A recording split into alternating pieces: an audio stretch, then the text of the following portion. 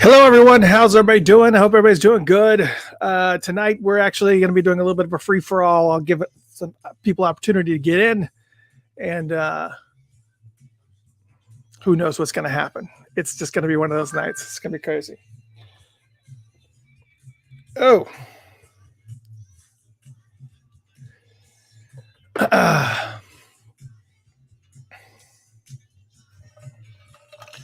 Hope everybody's doing good tonight. Andre, what's going on, brother? Canada's in the house. Oh, man. Donna, I am doing good. How are you? Laura Guitar in the house. Laura, Susie, what are you doing, Susie? How you doing, honey? How's it going? Laura, I did make a note of your petition. However, another petition was started. We're going to be talking about that tonight. Another petition was started that's actually already has hundreds of votes on it. So I wanted to make sure that you were aware of that particular one. So make sure that, I've got to get through all this stuff and get done. Everybody can hear me okay? Everybody are good? Everybody good? Everybody can hear me?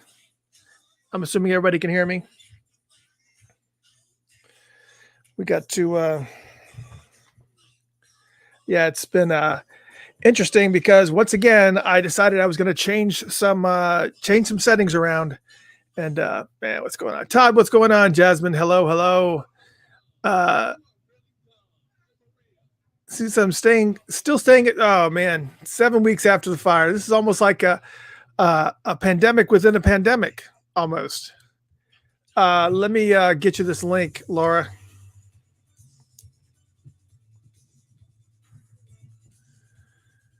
I got to close all these screen after screen after screen. So many friggin' screens. All right. So there is the updated. That's the updated link, Laura. I didn't mind go to Periscope. Yes.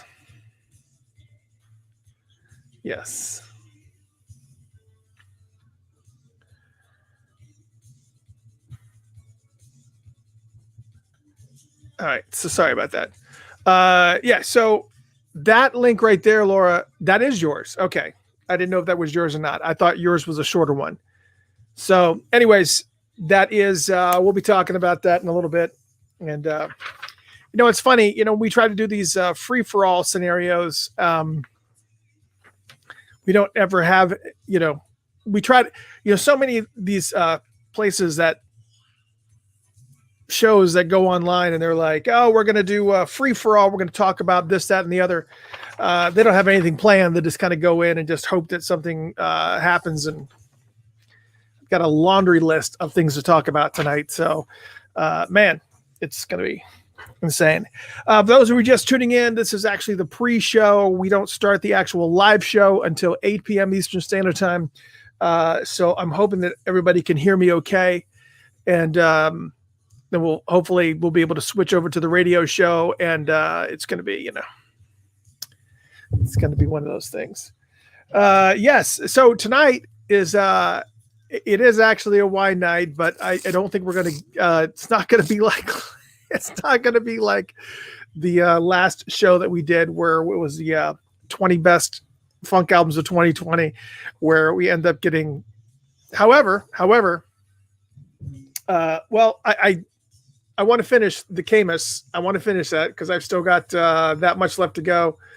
So we're still going to finish the Camus. And what's interesting is I'm going to do something I've never done before tonight, which, may or may not, I need to put on a beanie because I got to showcase these beanies, man. So let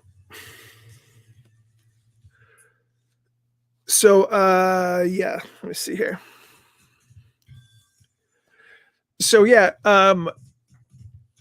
we're not going to be doing like this whole blown out thing where we're going to be doing, getting sloshed and getting out of control. That's not going to happen tonight. However, I am going to be doing, yeah, Stacy, we'll be talking a little bit about that tonight too. I'm going to be doing something I've never done before, and you guys are all going to be scratching your head and going, "What?" I am going to be trying something I've never tried tonight. I don't know why. I just never was interested. Didn't really speak to me, I guess. Never was in the right company. I don't know what it was. But tonight, on air, I am going to try sake. This is some sake. It's lively with fresh tropical notes, creamy and almost chewy on the palate. Yes, I have never had sake before. Unbelievable. Never had sake before. I don't know why. I don't think it was any particular reason why. I just never had it before. It's never. I think I've been at Asian restaurants and I'm either with people that I'm having to drive. Or I'm like afraid I'm going to get drunk or something. I don't know. I don't know. So we're going to try sake tonight. Actually, Arlene, this one particular said this one is best chilled. So it said served chilled right on the label. See right there, it says served chilled. So I chilled it and I'll be giving it a try. So I guess there's warm sake too, right? So anyways, I don't know how you drink it. I got this little shot glass. I don't know. I'm waiting for Rob to come online and laugh at me and be like, because he's like so. I mean, we went to. I think the last time he was in town, we went to an Asian restaurant. And he, he's one of the guys that gets the sushi and takes the soy sauce and mixes up the wasabi and has like this whole process and everything. So I'm absolutely positive, no doubt in my mind, that he has actually had sake and has enjoyed it in the past and all that. And I don't know, I just have not, and so therefore, it is what it is, and we're gonna have a lot of fun. Anyways,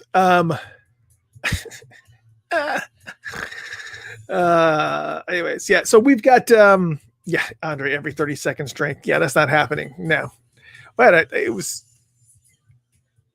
Cammy says she needs help from the Purple family. Cammy, what's up? Let us know what's going on. Maybe something we can help with. I don't want to showcase any new merch. If Cammy's about to Lawrence, how you doing, brother? If Cammy's about to dump some bad news on us, I don't know. It's like I'm going to talk about happy stuff, and they're like, "Oh." So hopefully everything's okay, Cammy. Let us know what that is.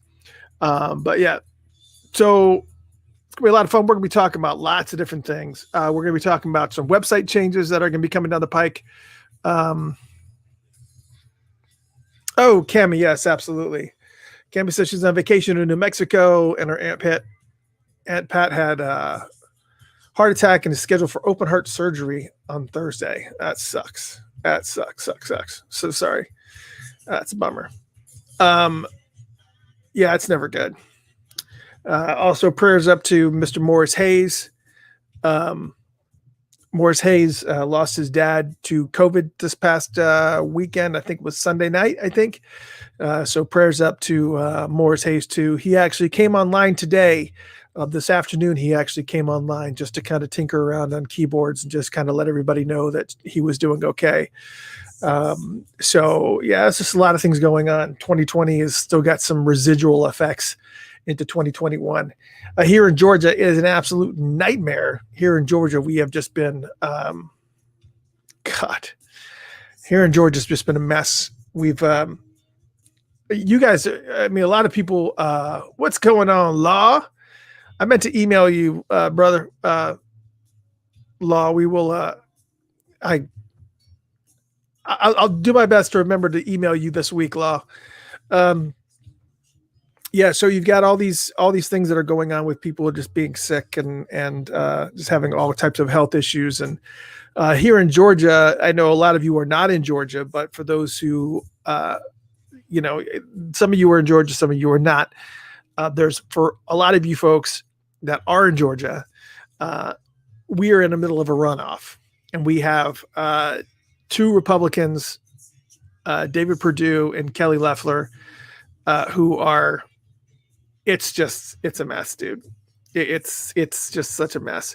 So while most people got an opportunity to enjoy their Christmas vacations, everybody here in Georgia, we were inundated with political commercials on TV, on radio, it was just across the board. It was insane. So, and the people that are competing against David Perdue and Kelly Loeffler, the Republicans, are the Democrats, who is Raphael Warnock, who is the preacher at MLK's church in downtown Atlanta at Ebenezer, and also John Ossoff, who is this, I don't know, he's another white guy with making a lot of promises. There's so many promises and ridiculousness right now.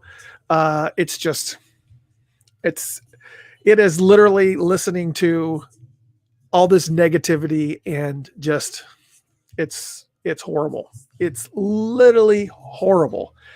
Everything we've had to listen to. So I'm very much looking forward to today. Today, we actually got an opportunity to vote. And so after tonight is over, we shouldn't be seeing any more political ads. I literally can show you my phone. That's literally like an entire list of text messages that are just one text message after another, just spam. I'm just like, are you voting? Vote Democrat, vote Republican, vote. It was like, and I just didn't want to vote for anybody. It was just horrible having to listen to lies from both sides. It was just the worst form of advertising that was just the lowest common denominator, and it just insulted your intelligence across the board. And so I am just so done for today. So done. Over. Done. So, yes. Still doing okay, though. Sylvia, yes, I'm doing well. Adriana, hello. Lawrence says, vote for me and I'll set you free. And the band played on. Yep. Yeah. Stacy, I'm with you on that. Lisa, what's going on, too? I am so glad the TV ads and text will end today. Yeah, it's been insane. Not only that, but it's also... it's the phone calls from random people. It's ridiculous across the board. So, once Rob gets on here, I'm going to have to switch over, and hopefully I'll be able to hear him. I asked him to kind of come in a little bit early so I could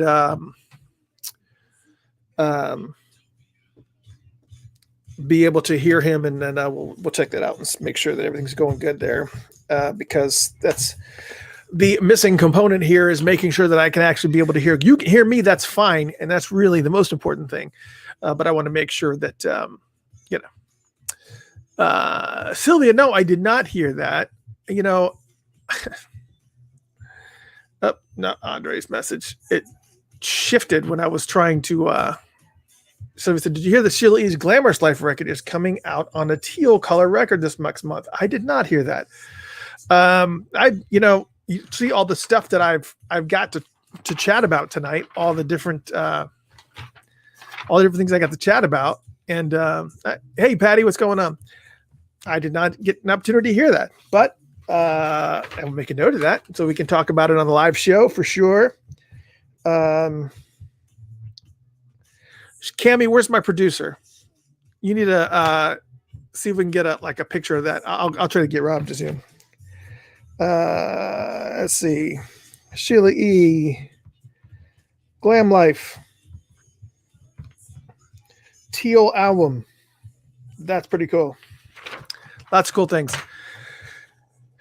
I was trying to find some more information, Cammie, about the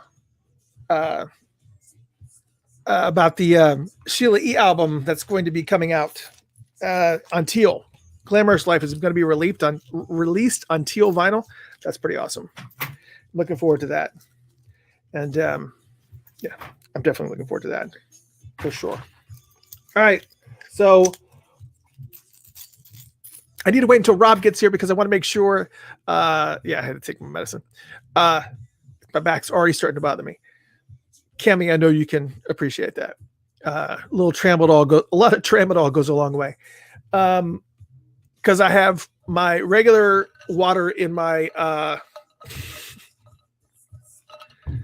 Atlanta Falcons. You know, I'm trying to figure out if Atlanta Falcons threw in their last game just so they could get a better pick in the draft.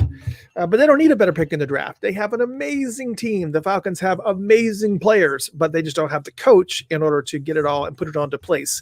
It's insane. Anyways. Yeah, Morris Day's new song, Head Rush, came out. Lenny, yeah, that's a good idea. That's a good thought, too.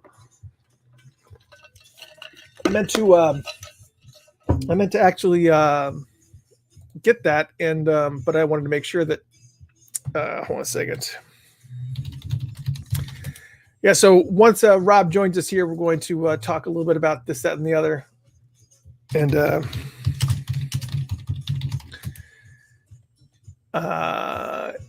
Morris Day's Head Rush featuring Trinidad James. Yep, that happened. Yes, you can pre-order that album on Electric Fetus. That's awesome. I'm going to we're going to make notes about those things too. We actually start the show here in 10 minutes. Rob, if you're listening, thank you for coming early so I could check on my audio issues. Hopefully you're waiting until right when we go live at 8:00 in 10 minutes so that I can be live online working on my audio problems instead of doing it here at the pre-show. So thanks, Guy. Appreciate it. Oh my God. See, that's the thing. Here's the thing. You guys have seen this view for a long time. And this view that you're actually getting right here is actually a laptop. And over here on this side, I have a board, an actual soundboard. And that soundboard is connected to the laptop. The audio is the audio is going to this microphone. So my voice is going into this microphone, and there's a mic jack on this microphone. This is a high-end blue microphone. And then that mic jack is plugged into that board. And so that's kind of how we've been doing it for a little while. And, you know, we have the actual radio station that's on this side over here. And I can play, I can play music over here. And of course, that's what you've kind of been hearing on the speaker and whatnot. I've kind of been, turning up and down on the speakers and whatnot. And that's been the setup. And so whenever I have somebody in the show, obviously the audio is all happening here. It all goes through here, which goes out to the board. Everything's fine. I like this view because there's more to look at behind me. It's just not, you don't have to look at me. There's like lots of, knickknacks and different little things, and people can probably make this into a full screen and look at all the little, look at the little things like the painting that I won at an auction of Prince and the Spin magazine cover. And there's a picture of me in the Revolution that you can't really see well as my backstage pass for One Night Alone, the One Night Alone tour. There's the program for Prince Piano and a Microphone here in Atlanta, the poster. And then of course the tickets are right out of view. Of course you have the guitar that's right here that was made for me. And you have the on-air thing and the keyboard, and then another artist rendition of Prince is right here, and then another pic. It's just so many different things that are all over the map that you can look at. There's so much to look at here. However, if you do it from this end here, where you're looking at this bookcase behind me, that's actually the main computer. And what I've always liked it just makes things easier because I don't have to look this way. Everything is right here, but there's less to look at. So I don't know. It's just but the audio's more tricky here. There's like some different levels of things and some trickiness that I have to do in order to be able to hear Rob or anybody that comes on the show. Rob actually just joined in. Well, he temporarily joined in and then he dropped off, but I'm going to check out his audio and make sure that he's here so that I can hear him. And we'll make sure that we can actually listen to him and everything. And yeah, happy heavenly birthday to Shady Grady.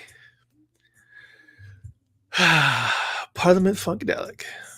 Rock and Roll Hall of Fame group, Parliament Funkadelic. Yes, got to throw that in there for sure. Let me see if I can interrupt this audio here and see if I can actually hear Rob in the mix. Hold on a second. Rob, are you there? Hey, man. You doing all right? Yeah, I'm all right, man. How you doing? All right, see. Can you hear Rob? Hopefully everybody can hear Rob. Hey, Terry, what's going on? Hold on a second.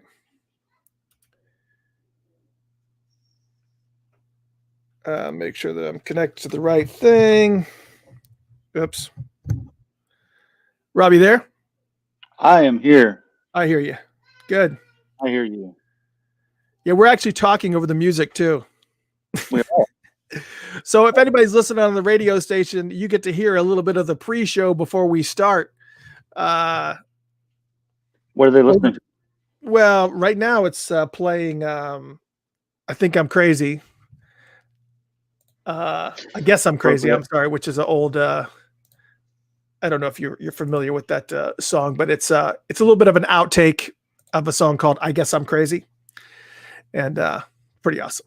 Yeah, so it's but it's going to be doing that, and then it's going to be doing Too Young to Dare, and then we're going to be playing live, but we're talking over all of it right now. I think it's I don't think they have a choice but to listen to us right now. Check. Let me see. Hold on a second. Let me turn this down. Can you guys really hear us? Yes, you can. Too bad. So the radio station people can actually hear us right now talking. So if you guys want to join us on the radio station, join us on video. We're over here at on Facebook and YouTube and a bunch of other places too. I don't know all the places, but I want to change this view so everybody can see all this pretty stuff behind us. How you doing, Rob? Dude, I've got the wings of heaven on my shoes, and I'm a dancing man. I just can't lose. What? Okay. Okay, it's a lyric from a song. It's pretty famous, popular song too. But no, okay. I doubt if anybody will know what it is. It's from the 70s, but it's pretty famous. Can you is there any way you could turn up your mic a little bit on this? I think I'm hearing okay. Mike. Oh, just let me see if I can make any adjustments. I may have access to that. Let's see. Well, I can actually turn it up on my end. You sure can. That was loud. Can you hear that? Yeah, I don't think it makes any adjustments to the actual level on the radio station. But once I turn off the music, everybody's going to be fine. Everybody on Funkatopia Radio and the Funked Up app, my apologies right out of the gate. We are having a little bit of fun here on this side. We're just we're getting ready. It's a pre-show. We're about to actually go into Funkatopia Live that starts at 8 p.m. Eastern Standard Time, and I hope everybody is tuned in for that. I got to actually fix my level and make sure that I'm not blowing through some folks. And we got lots of stuff to talk about tonight. And I told you again, for Funked Up folks, just go ahead and come to Facebook, facebook.com/Funkatopia, and tune in. We're over here at Facebook and YouTube, and the show will be starting in about 3.5 minutes. These free-for-alls are supposed to be just that, free-for-alls, nothing. It's supposed to be just off the cuff. We just talk about whatever. And then I started pulling some stuff to talk about just in case we ran out of, and I just got like a whole entire sheet of stuff to talk about. It's ridiculous. Rob, I'm glad that it made you really happy, though. That makes it did. It's. Do you have a favorite sake? A favorite sake, as in like the drink sake? Yes, as in sake. I am aware of sake and I've had it, but to say I had a favorite, no, All right. definitely So not. so here's the thing. I've Uh-oh. never had sake. You've I've never never had sake. I've never tried it. I've never drank it. All right. I don't know if I was just never in the right place or hanging out with the right people, or maybe while I was on a work thing, hanging out with friends. I don't know. I've never had sake. And so I happened to be at Costco yesterday and happened to be walking past the wine section, and it's a wine night. I'm going to finish my Camus tonight. But as I was walking past, I happened to see this, which is for It those looks like a radio folks, jug. it's Is it like a Junmai jug of? Nigori. Uh, Okay.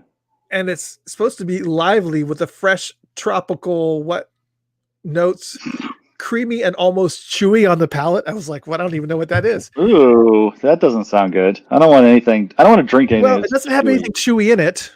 It seems milky, which it's a rice wine, right? That's what sake is, right? It's rice wine. All right, yeah, it is. Mm-hmm. Yeah, you're right. It is. It's a rice wine. So, anyways, I'm gonna try. It said to serve chilled, so I've been chilling it all day, and I brought it in here. So I'm gonna try sake for the first time right here on the show. I thought it was supposed to be warm. And of course, I'm gonna obviously finish off the You Camus. you need a backup. Yeah. If that doesn't go well, yeah, I've got to go with the Camus. And just so we're clear, I absolutely positively am not a lush.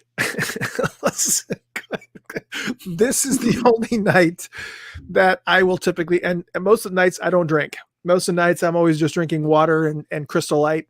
It's typical, but this is 2 weeks in a row. Last Tuesday we had the 20 best funk albums of 2020, which ended up being a I don't know how to explain it.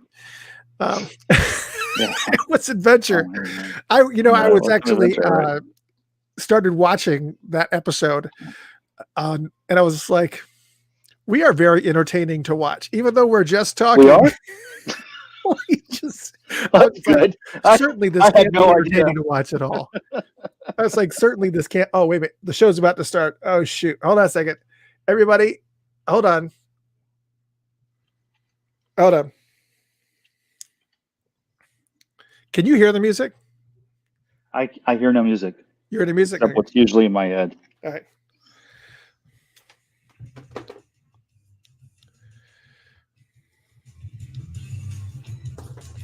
Now I hear music. Yeah, it's playing through the speaker now, so it's kind of like cheating. Well, it's your show. Yep. Guess you can cheat. It's Mr. Christopher, Funkatopia Radio Show. How's everybody doing? Woo!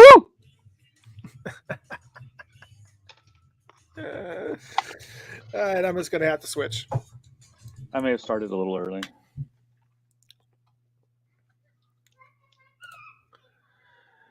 All right, yeah, we're just going to have to switch this off and just kind of just let this be. Welcome, one and all. It's Mr. Chris with the Funkatopia Radio Show. Welcome to Funkatopia Live. We are here in the studio. Well, I'm in my studio, and Rob's in his studio. I'm in a closet. Yes, we're on, and it's just it's fun. And we're here all in one place. All these amazing people here at facebook.com/Funkatopia. So many people that have joined us in the house. You know what, Rob? I really appreciate the fact that you are actually taking the helm at replying to most of these comments. I feel like it's just, it makes it so much easier for me. I feel like it's not, I don't know. It's so much, I feel like it's less pressure. I always have to scroll back up to see what I'm missing. And it's craziness. And so many people in the house here. Parliament Funkadelics LAW's in the house. Welcome, LAW. Appreciate it. Yes, I'm going to call you this week. We're going to set up something. Going to get you on the show in a couple of weeks. Ought to be amazing, and I look forward to having you on the show because you probably got tons of stories for sure. Parliament Funkadelic stories, and of course all kinds of stories. You've got just stories for. Anyways, Everybody's got stories, man. Yes. I'm sure hers more interesting, or his more interesting. Yeah, who are we talking about? 1 second. I'll make sure I can hear you okay. Can you hear me okay? I hear you fine, man. You are coming through loud and clear. Am I low? Am I want to talk louder? Do I need to not to mumble? What do I need to do? So I'm trying to find a good level here for myself where I'm not blasting everybody.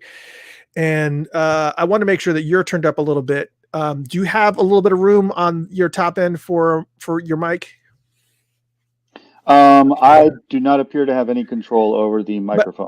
But everybody here can hear Rob okay. Everybody's good. If everybody can hear Rob okay, then that's all that we're concerned about. Because I can hear you.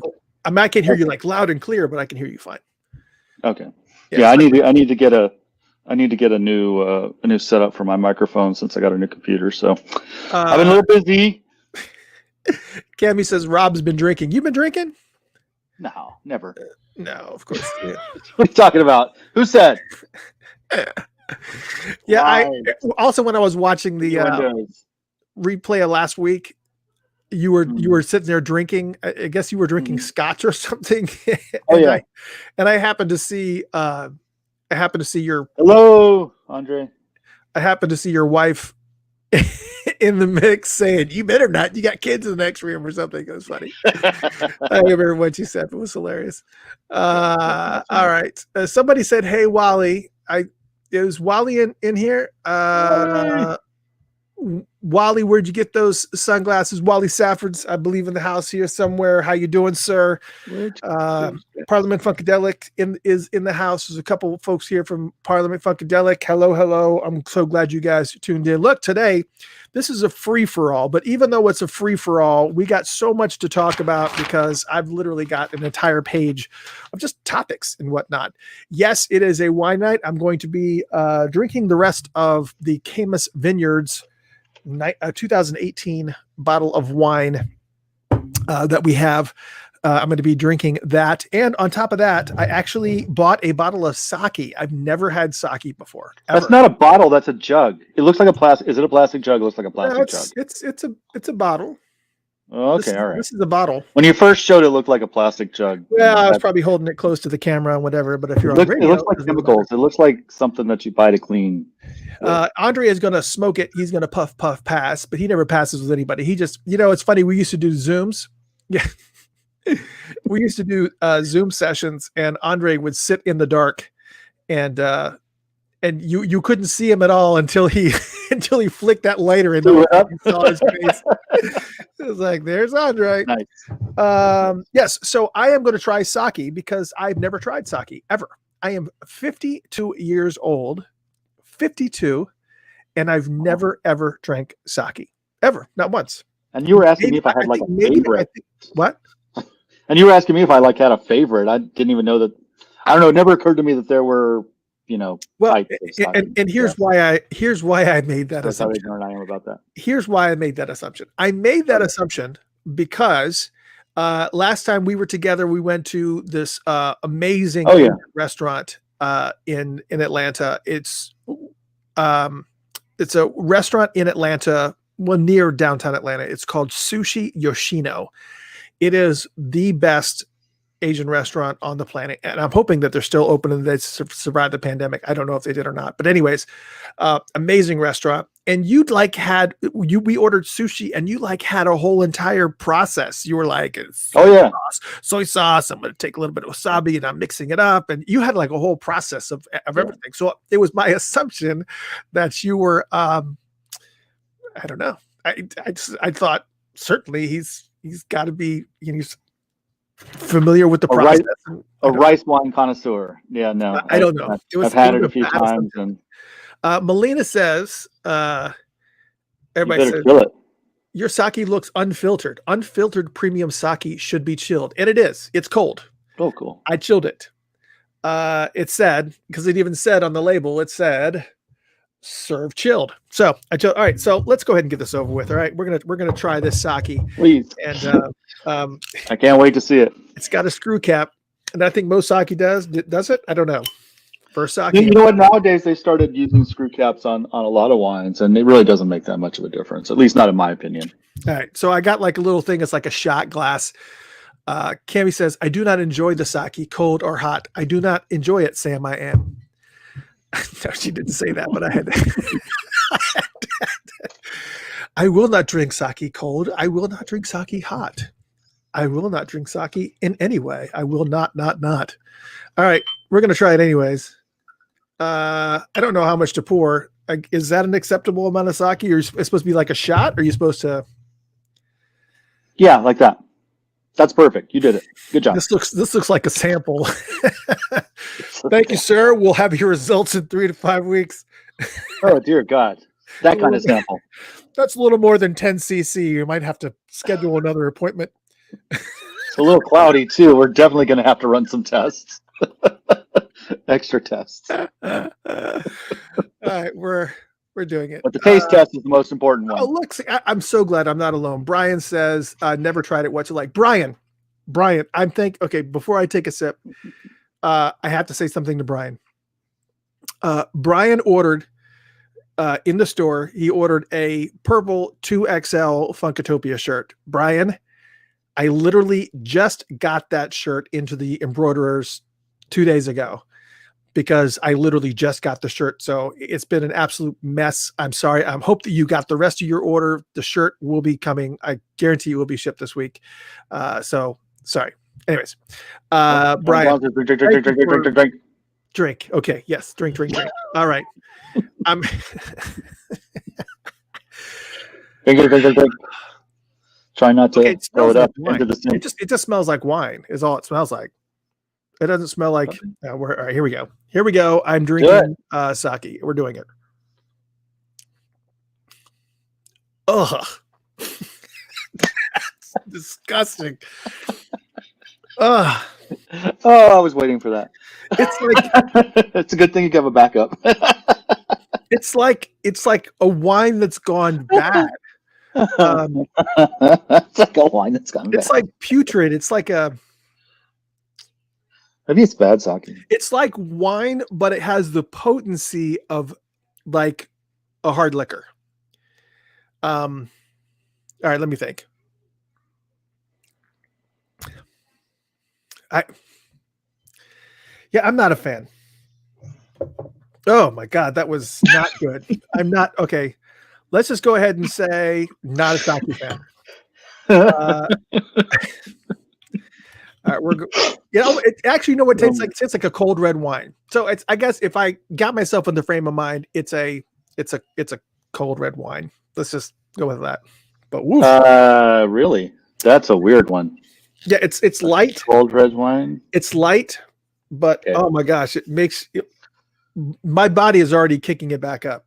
My body is already like, no, vomit now. You must vomit now. Vomit immediately. That would be entertaining. Let's do that. Come on. All right, so I am all right. I'm going with my backup, which was the wine that we had last week, which was the Camus Vineyards bottle of wine from 2018. It's not a cheap bottle of wine. I got it for Christmas. And oh shoot, I'm not knocking stuff over. It's going to be amazing. All right, so let's talk about a lot of things. We got a lot of stuff to talk about, and this is a free for all. And so, guess what? I am actually going to be opening the phone lines. Yes, that's right. Hey, talk, but hold on. Okay. Like I have to tell you to talk. No, you won't believe what I found. I want you to talk about something. So that I can actually call into this stuff. You got anything to talk about at all? I do have something to talk about. Okay, so it's show and tell. So let's see if I can show it. Look what I found today in some of my old stuff. This is the program from the Purple Rain Tour, 1984-85. Nice. I can't believe I still have it. I found it in an old. You know what I found it in? I found it in your Navy trunk. I have a Navy trunk over your house. Dude, I have so much of your shit. I'll be like unpacking stuff, and it's like, oh, here's another thing that Prince left with me.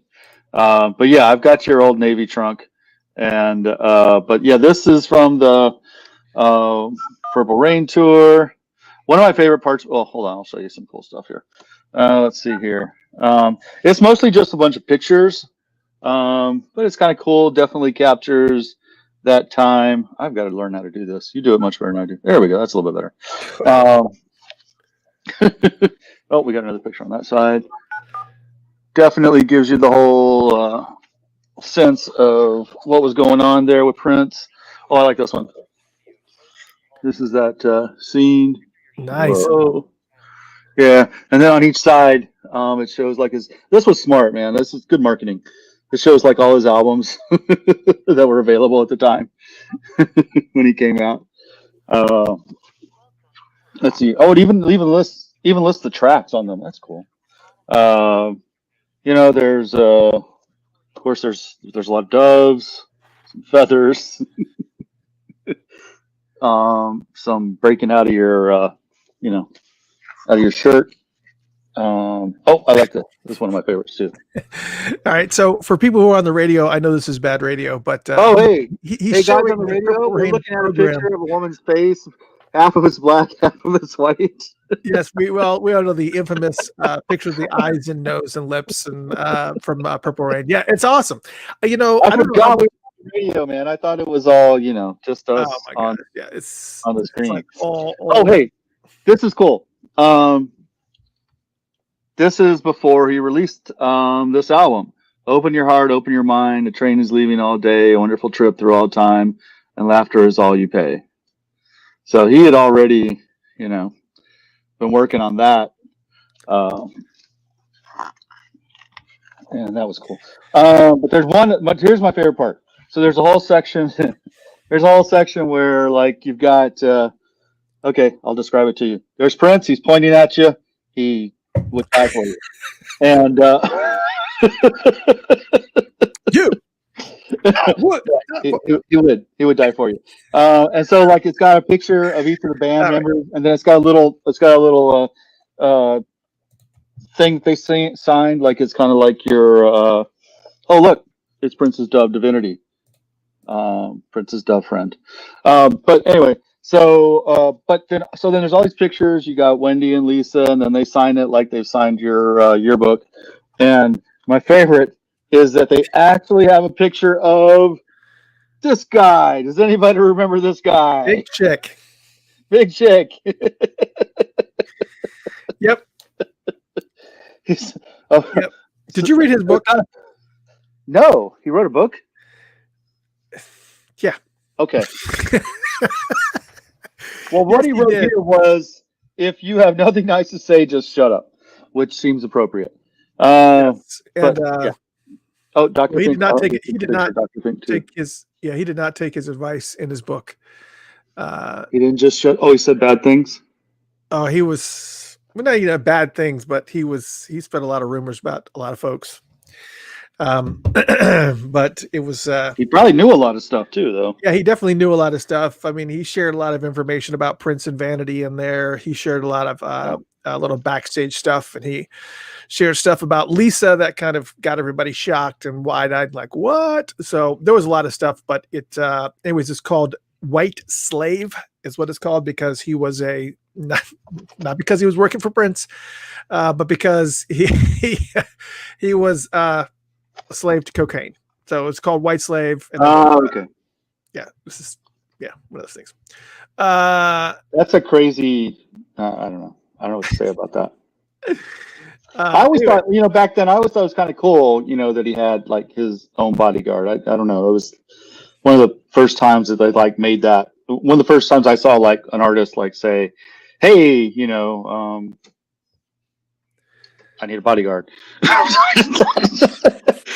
don't know what I'm trying to say. It was like, but he like made it part of like his family. It made it seem like, if you were there, then, you were part of everything. You were part of the family, and you didn't have to, dress up and part your hair on one side and all that, you could still be part of the family. I don't know. Brian said my 14-year-old self probably would have folded it up and put it in my back pocket. Yeah. Rob I was like you, Brian, and Rob, took care of all those things. Rob. That's why I have so much of his shit. Hold on a second. Actually, talk for just 1 minute. Okay. Didn't Prince support Chick financially? Oh, I didn't know that either.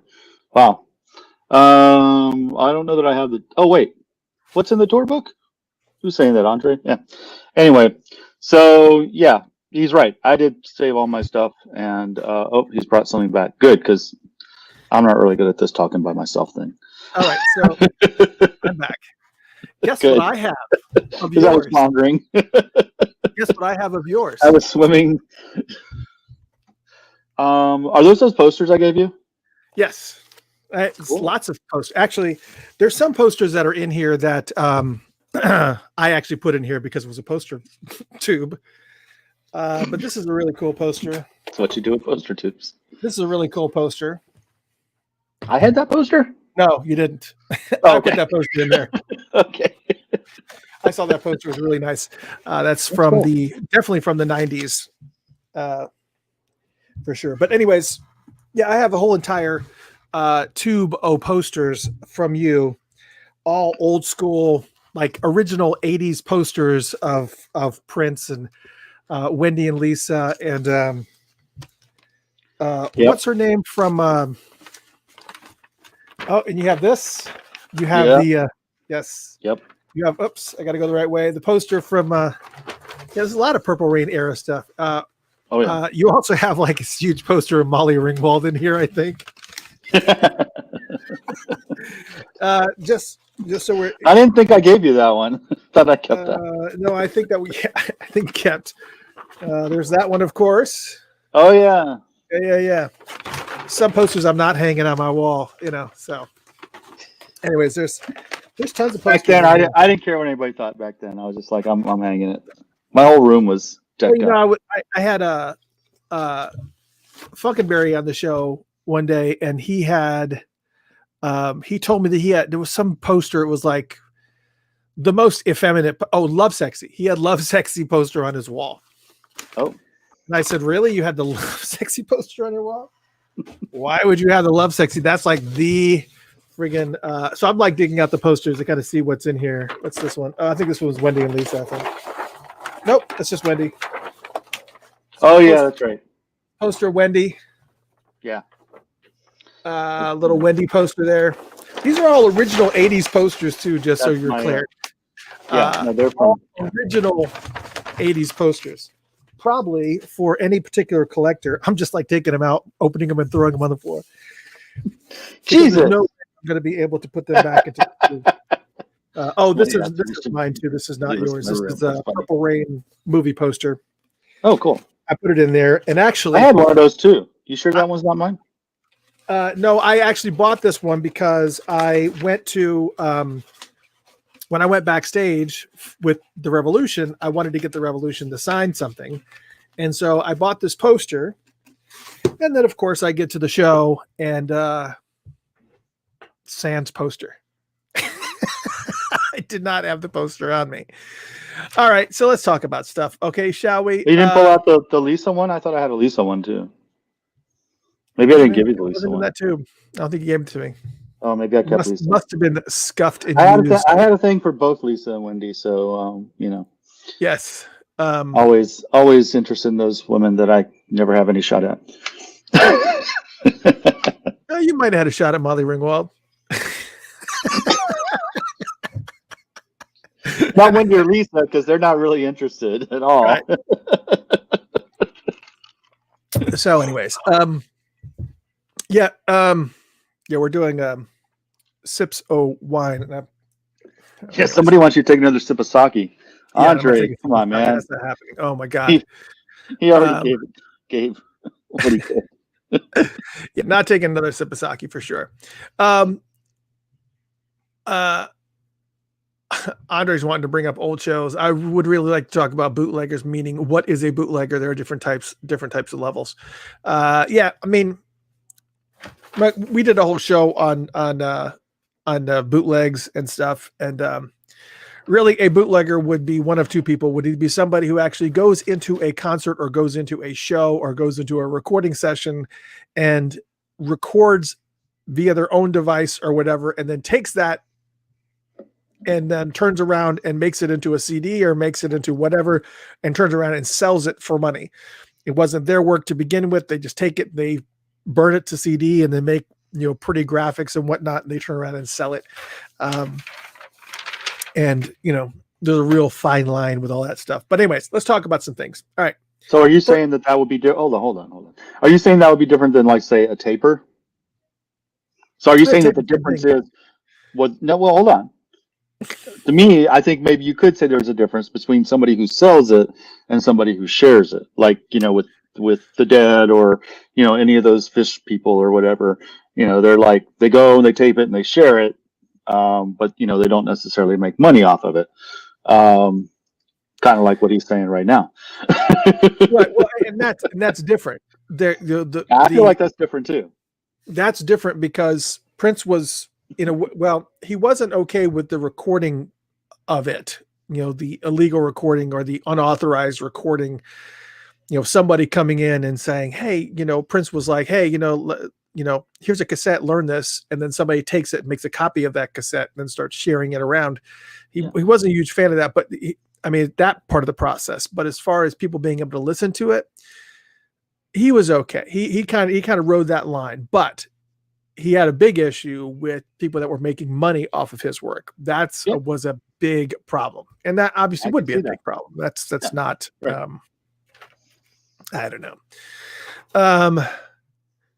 Lots of feedback regarding our best of 2020 or 2020 best funk albums of 2020. Never mind. And man, that sake's already had too much sake. I had like literally a sip, like a dainty sip. It wasn't even anyways. Like a dainty sip of sake. It was just like that.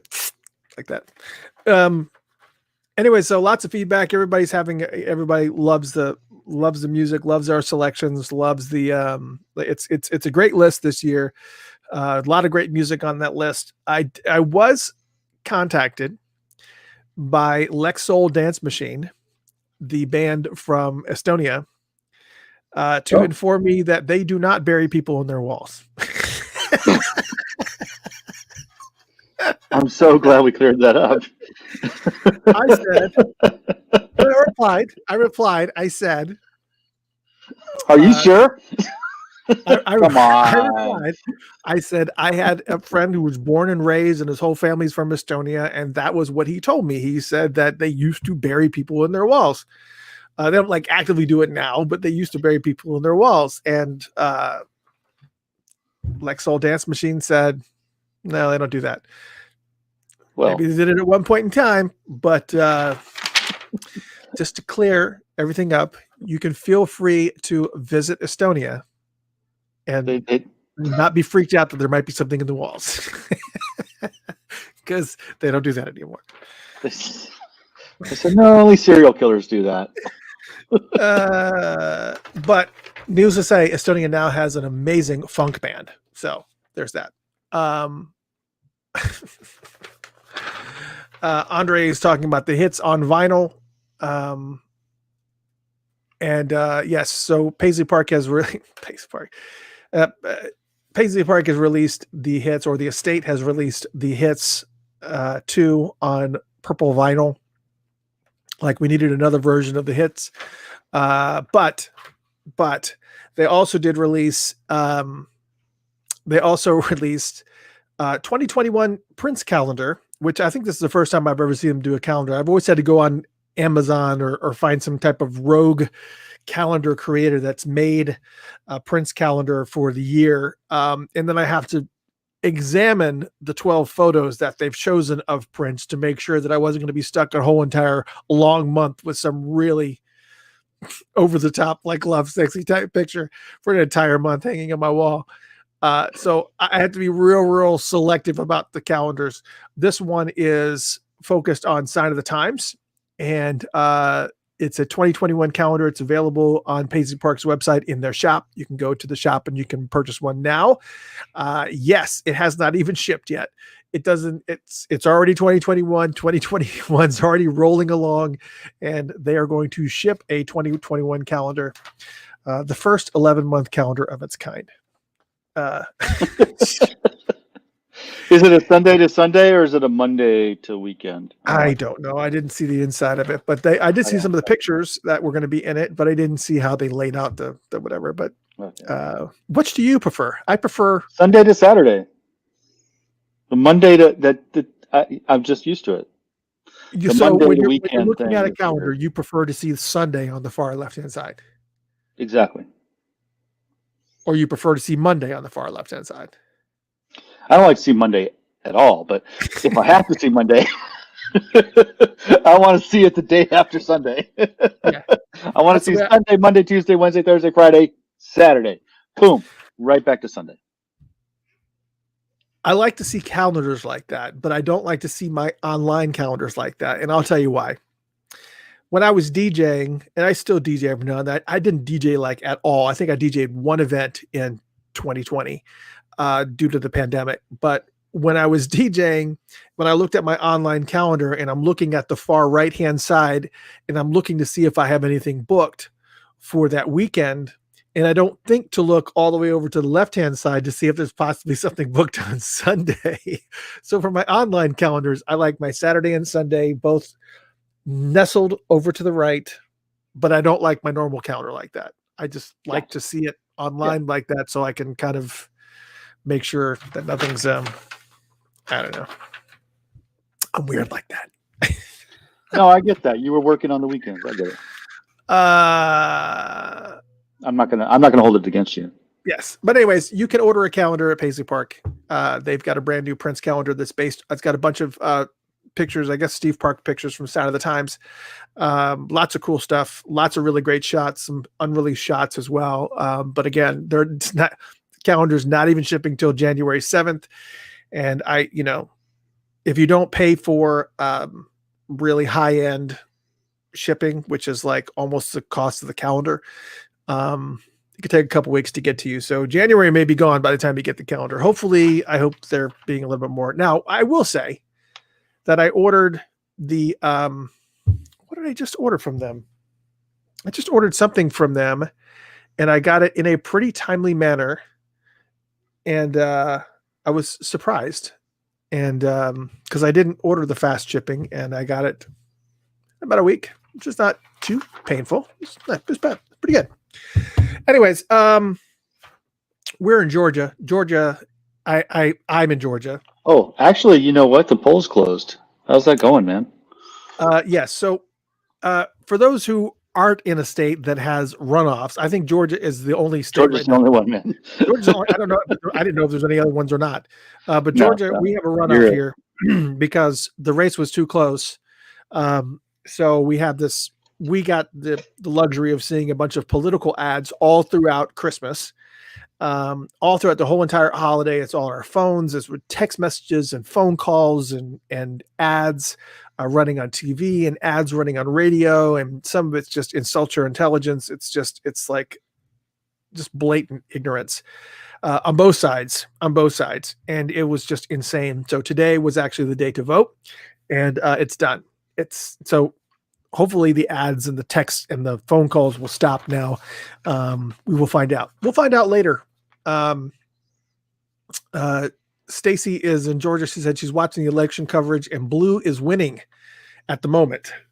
So far. Yep. Yes. Until it gets contested. Both Warnock and Ossoff are leading right now by pretty significant margins, but that may not mean anything because, well, it might mean something. Interesting. They still got a lot of votes, a lot of early votes. So, yeah, so it's kind of going all over the board. Anyways, so we also saw a report. Let's talk a little bit about news. I want to talk about anything political at all. Whoever wins, congratulations. I'm just so glad it's freaking over. Nonstop for freaking weeks. It's making me nuts. Let's talk about Prince news, shall we? The IRS is hammering Prince's estate right now because I guess Prince's estate said they were worth a specific amount of money, and the IRS said, nope, you're worth twice what you said it's worth. The federal government is seeking nearly $39 million in taxes and fees based on the valuation of Prince's assets that his estate disputes. And it's quite ridiculous, actually. It's a notice of deficiency, and it just basically, I guess the problem is that the IRS values Prince's ownership of his record label, NPG Records, at $46.5 million and not the $19.4 million claimed by the estate.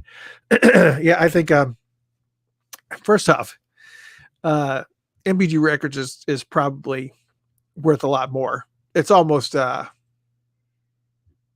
it's crazy. I told you, I think this is federal. This is not state. We've had talks about on the show before about state, as far as Minnesota was concerned, about Prince and the taxes that he owed the IRS as far as state was concerned. State taxes, not federal.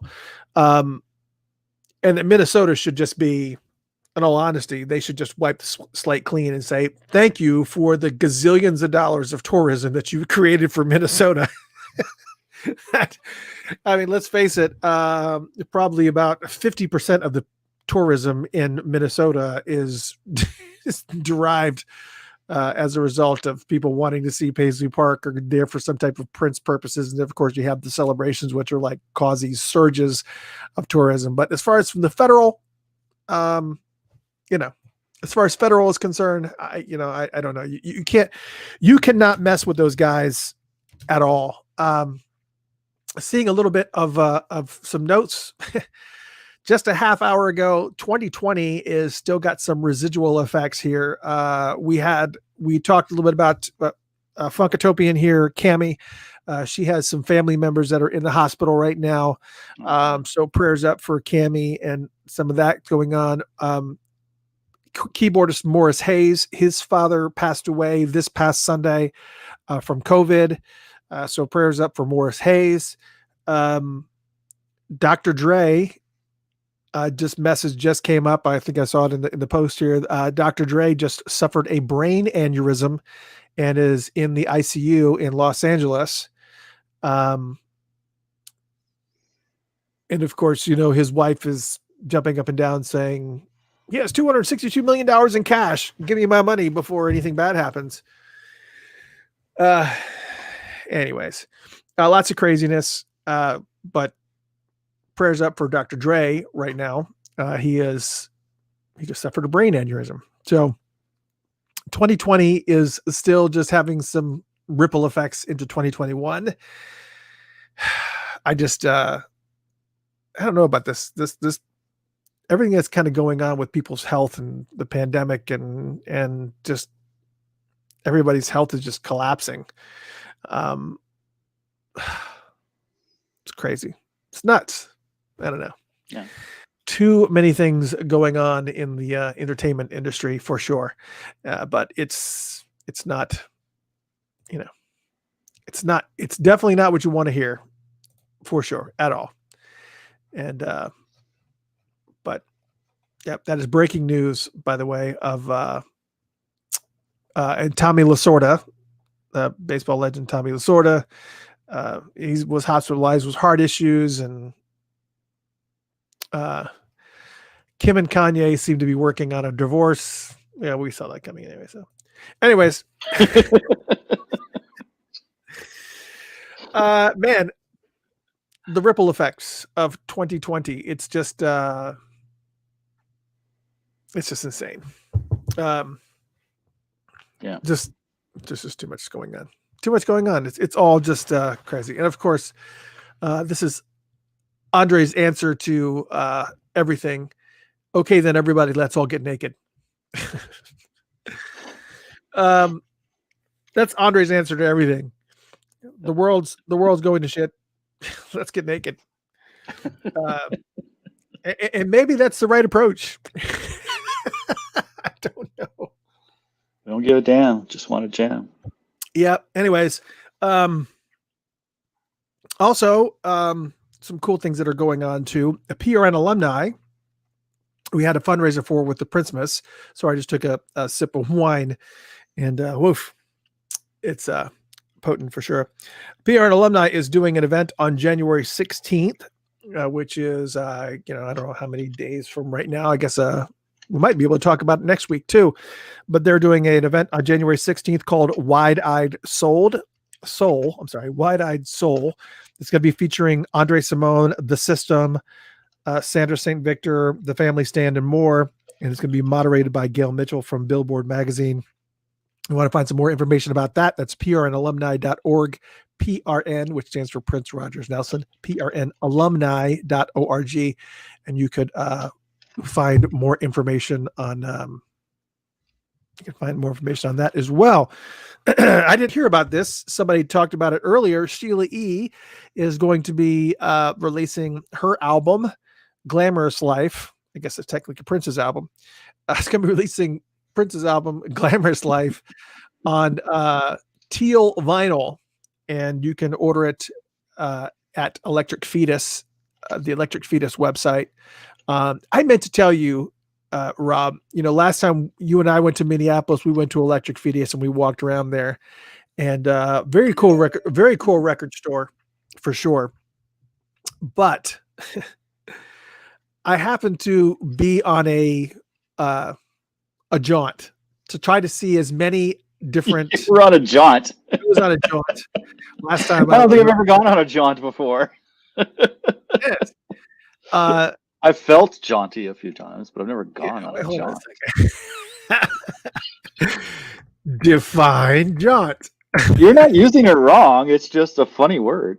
The other word that I use. Yes. So yes. Make it a jaunt. On a jaunt. That's right. It's a short excursion for pleasure. Join our jaunt, won't you? I went on a jaunt, and nice.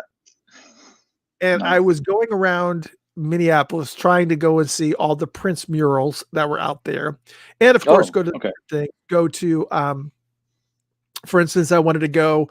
This is that last time that you went up there and didn't tell me about it or anything. You just yeah, I just went. Oh. It was last minute. It was last minute because I was invited. Right, yeah. I was invited to go.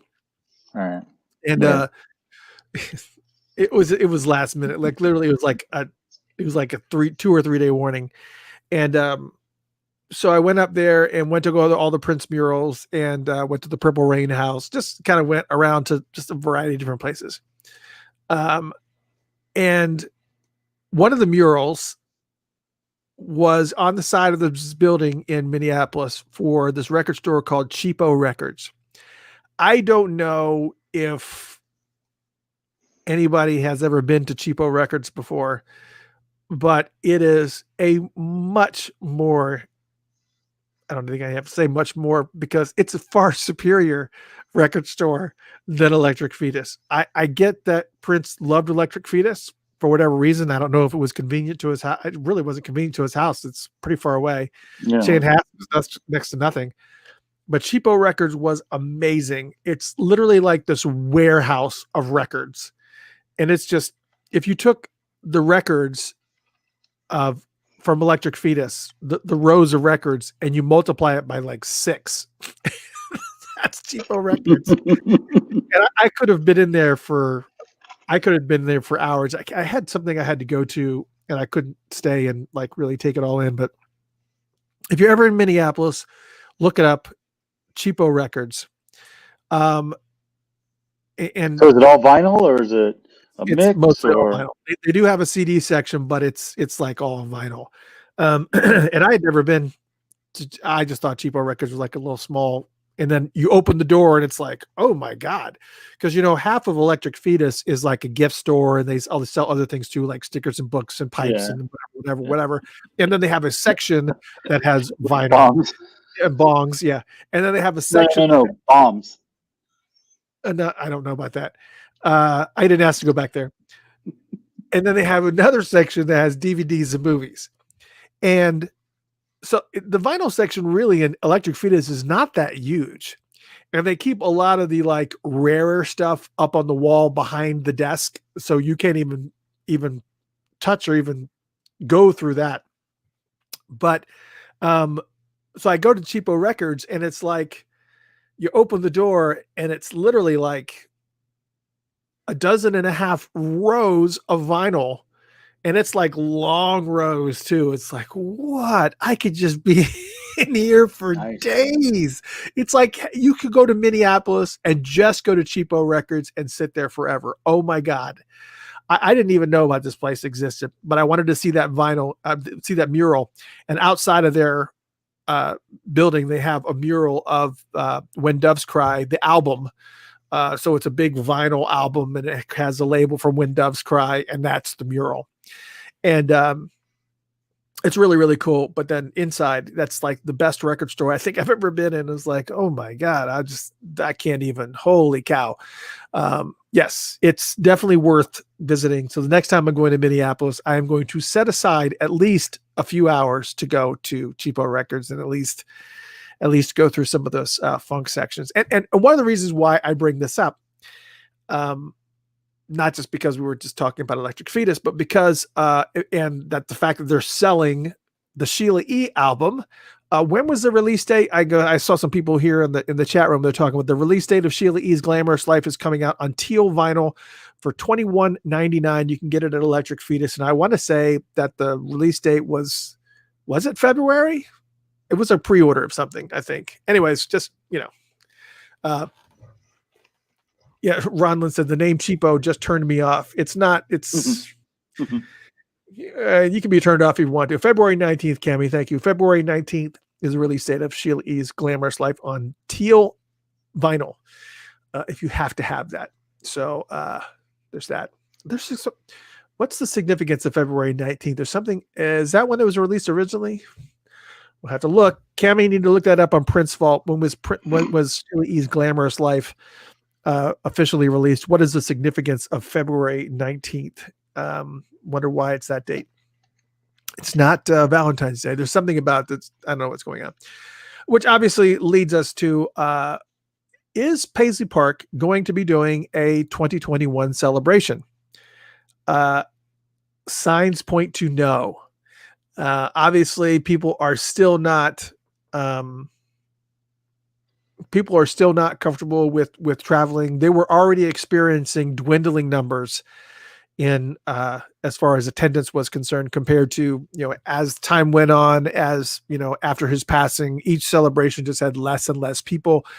Didn't seem like they were having a bunch of anything that was really too noteworthy to really go for people to travel around the world to see, because they had people coming from all over. There are people flying in from London or Australia and China and from across the country, and places like Atlanta, Arizona. I mean, people were just coming from everywhere. And, to spend that kind of money, not only just to attend the event, which was, you're talking about, I think it was like $1,500 or something, was somewhere in that realm.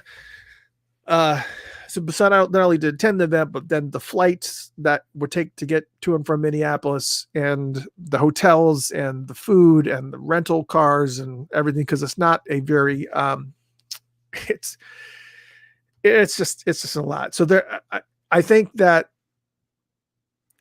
you're probably not going to see another celebration until 2022, and they need to and they'll figure it out. I just don't know what that's going to look like. I think once the vaccination grabs hold and everybody has access to it and everybody can start feeling a little bit normal, I think we'll start getting a celebration talks, because the reality of it is, huh? What was that? I can't hear you anymore. I don't know if it's me or everybody.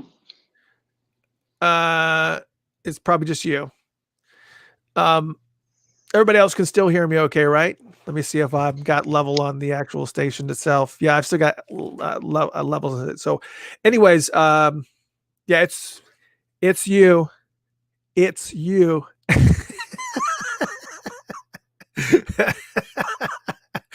So if they were going to be making any type of arrangements for, yeah, we can hear you, but you just can't hear me. If they were going to be making any type of plans for a celebration this year, they would have already announced it already, because that was the biggest issue, was that people were complaining that they didn't have time to plan. That was one of the big issues that, we had gotten to March.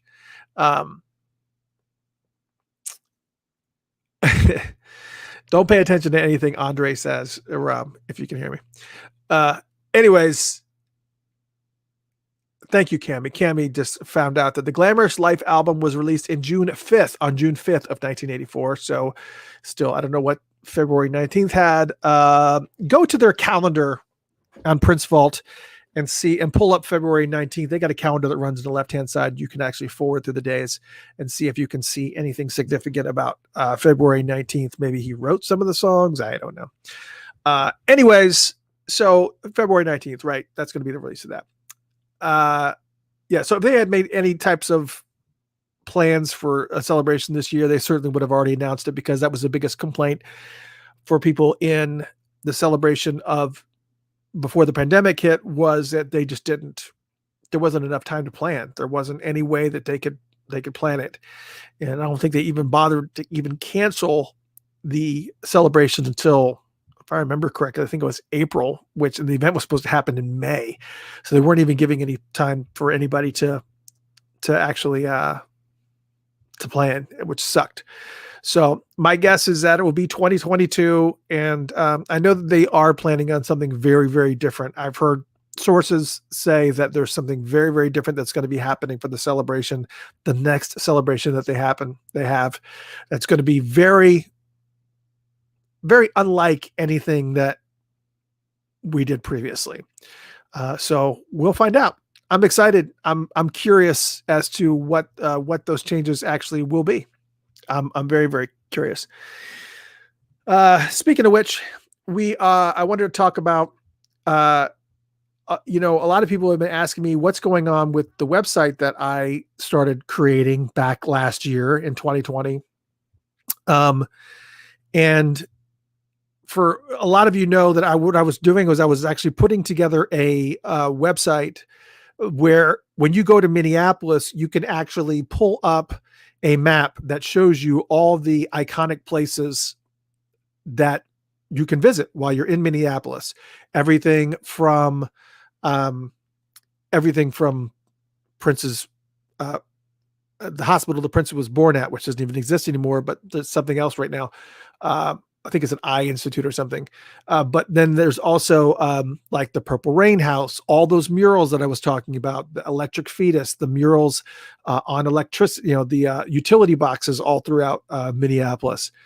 And also there's also a calendar that we've also integrated. I also integrated into the website as well, so that when the celebration happens, many people know that it's not just the events in the celebration, it's also the events all around Minneapolis and in St. Paul and in that whole section where lots of bands, Jesse Johnson will come and play at Bunkers, or you'll have St. Paul Peterson and Eric Leeds with the LP project playing at some various jazz clubs, or Ashley Tamar Davis will come and she'll pop up, or Liv Warfield will pop up, or Third Eye Girl will pop. It's like it's this massive collection of things that are happening in and around Minneapolis during the celebration.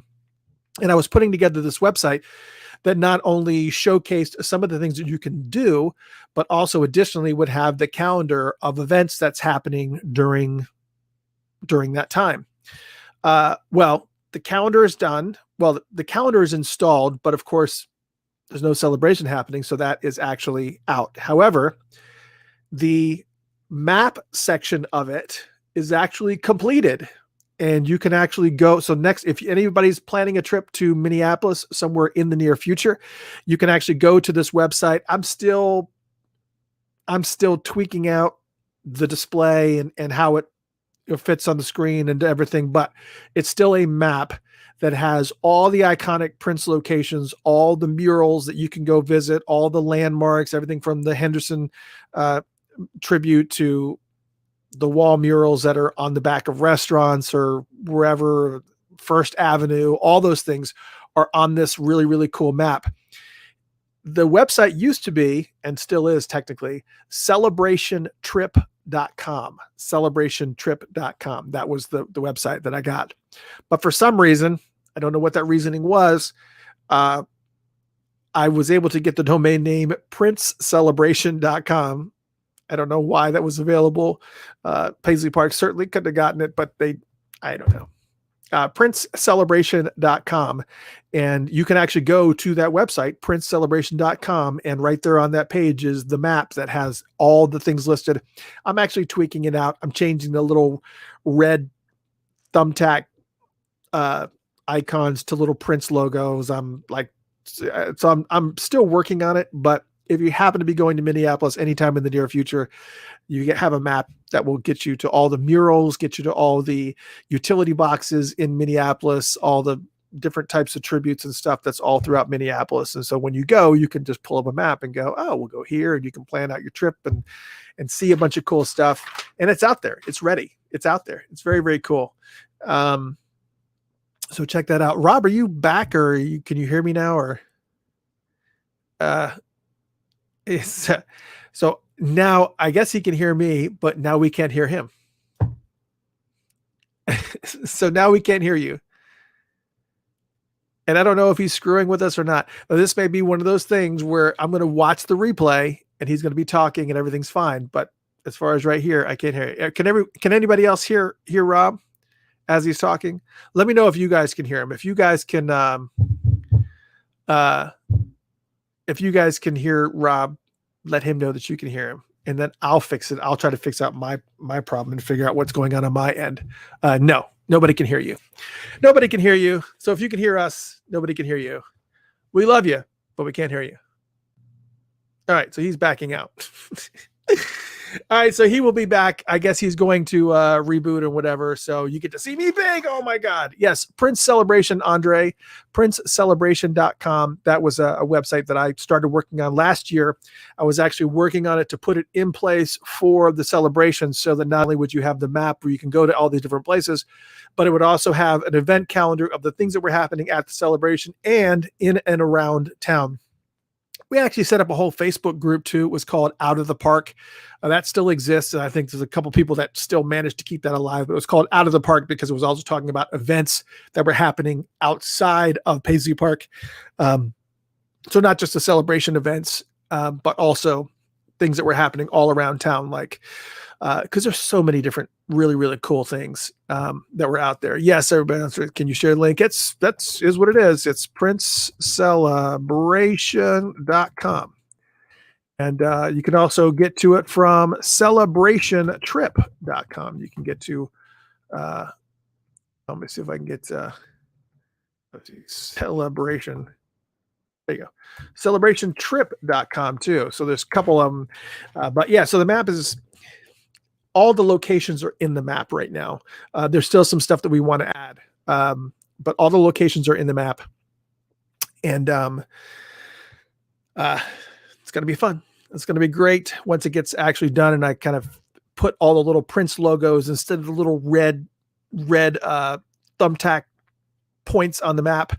It's actually going to have little Prince logos in the map.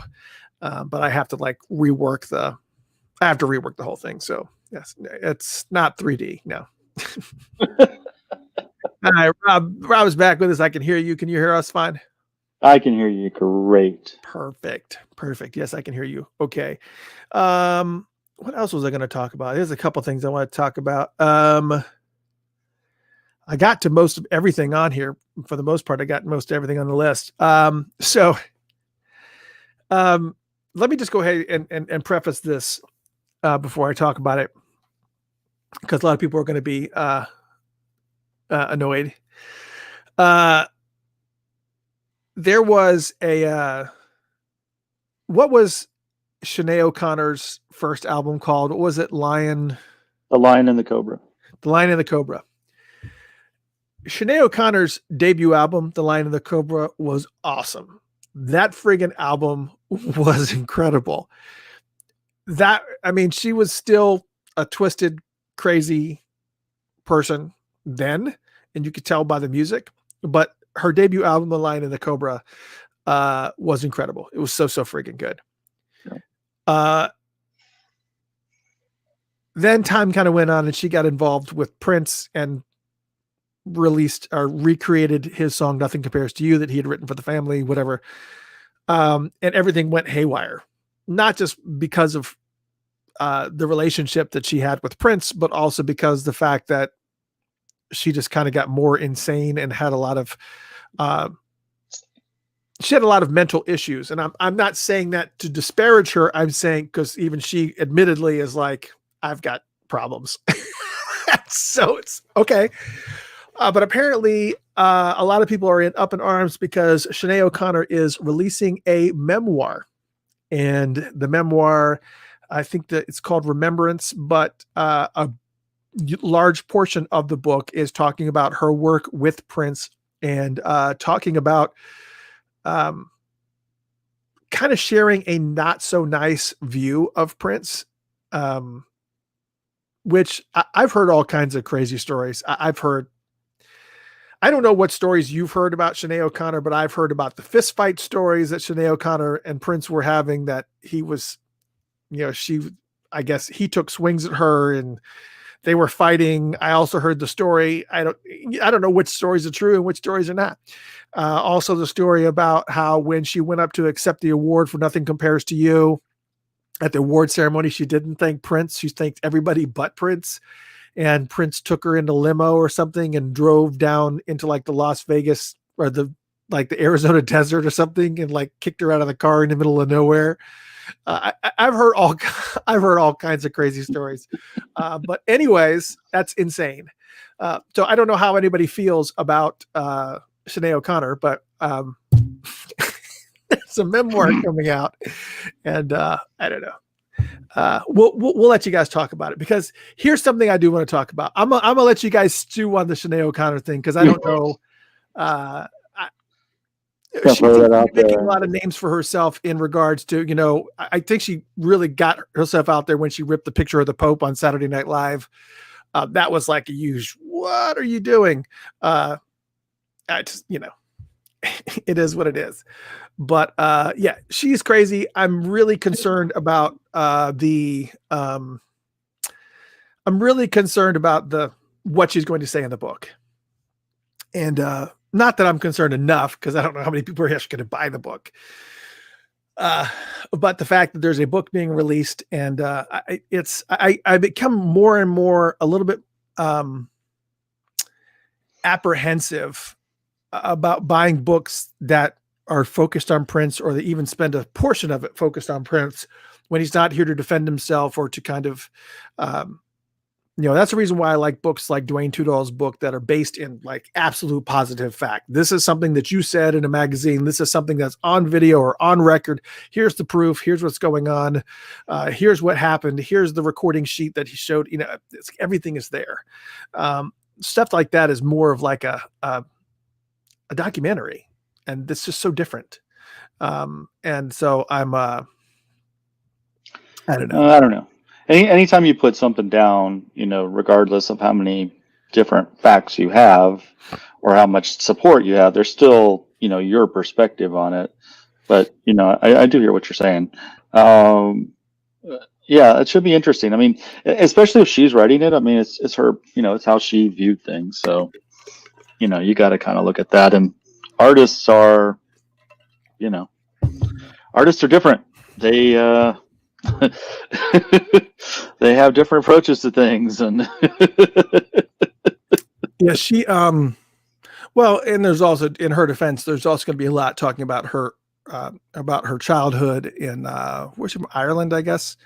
You'll be talking a little bit about her growing up and a lot of her history, and really, if you guys get a chance, if you guys are not the super hardcore Prince fans who are just like, she said something negative about Prince, I'm never listening to anything she's ever got to say again.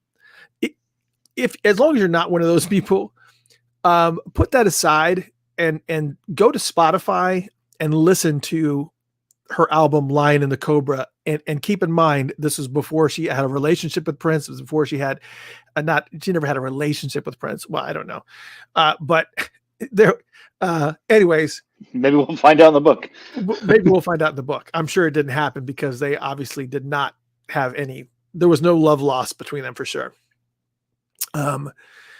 Anyways, she had a lot of fame outside of Prince. Well, she was very much underground in the day, because I mean, you're talking about Lion the Cobra was like Love and Rockets era, wasn't it? I mean, it was like, yeah, it's like 86, 87. Yeah, it was somewhere in there. It was, but you're talking about, she was very much underground, but she was very, very cool. And that was so much energy. Something else I'm very, very excited about, really excited about.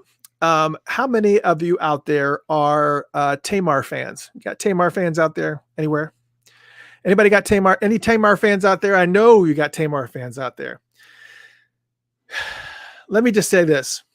I had an opportunity to see Tamar perform on multiple occasions, many multiple occasions. Many of you know her from doing the vocals for "Beautiful, Loved, and Blessed" on 3121. Prince also toured with her. I love Tamar. Tamar holds a special place in my heart because I had an opportunity to see her a few times. One of my favorite times actually was one of the times I was in Minneapolis, and she actually was doing a little bit of an EP release, and she was just it's when you're in a small environment like that, and she's doing a private performance in Electric Fetus on their little small stage, any type of errors or any type of flaws that you have vocally when you're in an environment like that is just, it's so out front. And I'm sure she would say otherwise, but I've just never heard her do a bad show. She's such a phenomenal vocalist. And of course she was also sat in many times with NPG. When I was up in Minneapolis, I had an opportunity, Tony M asked me to come up on stage and introduce NPG in Minneapolis. And so I was able to get on stage, and then I was shocked to find out that Tamar was there and she was going to be sitting in with them. I was like, oh, this is amazing. I love Tamar to death.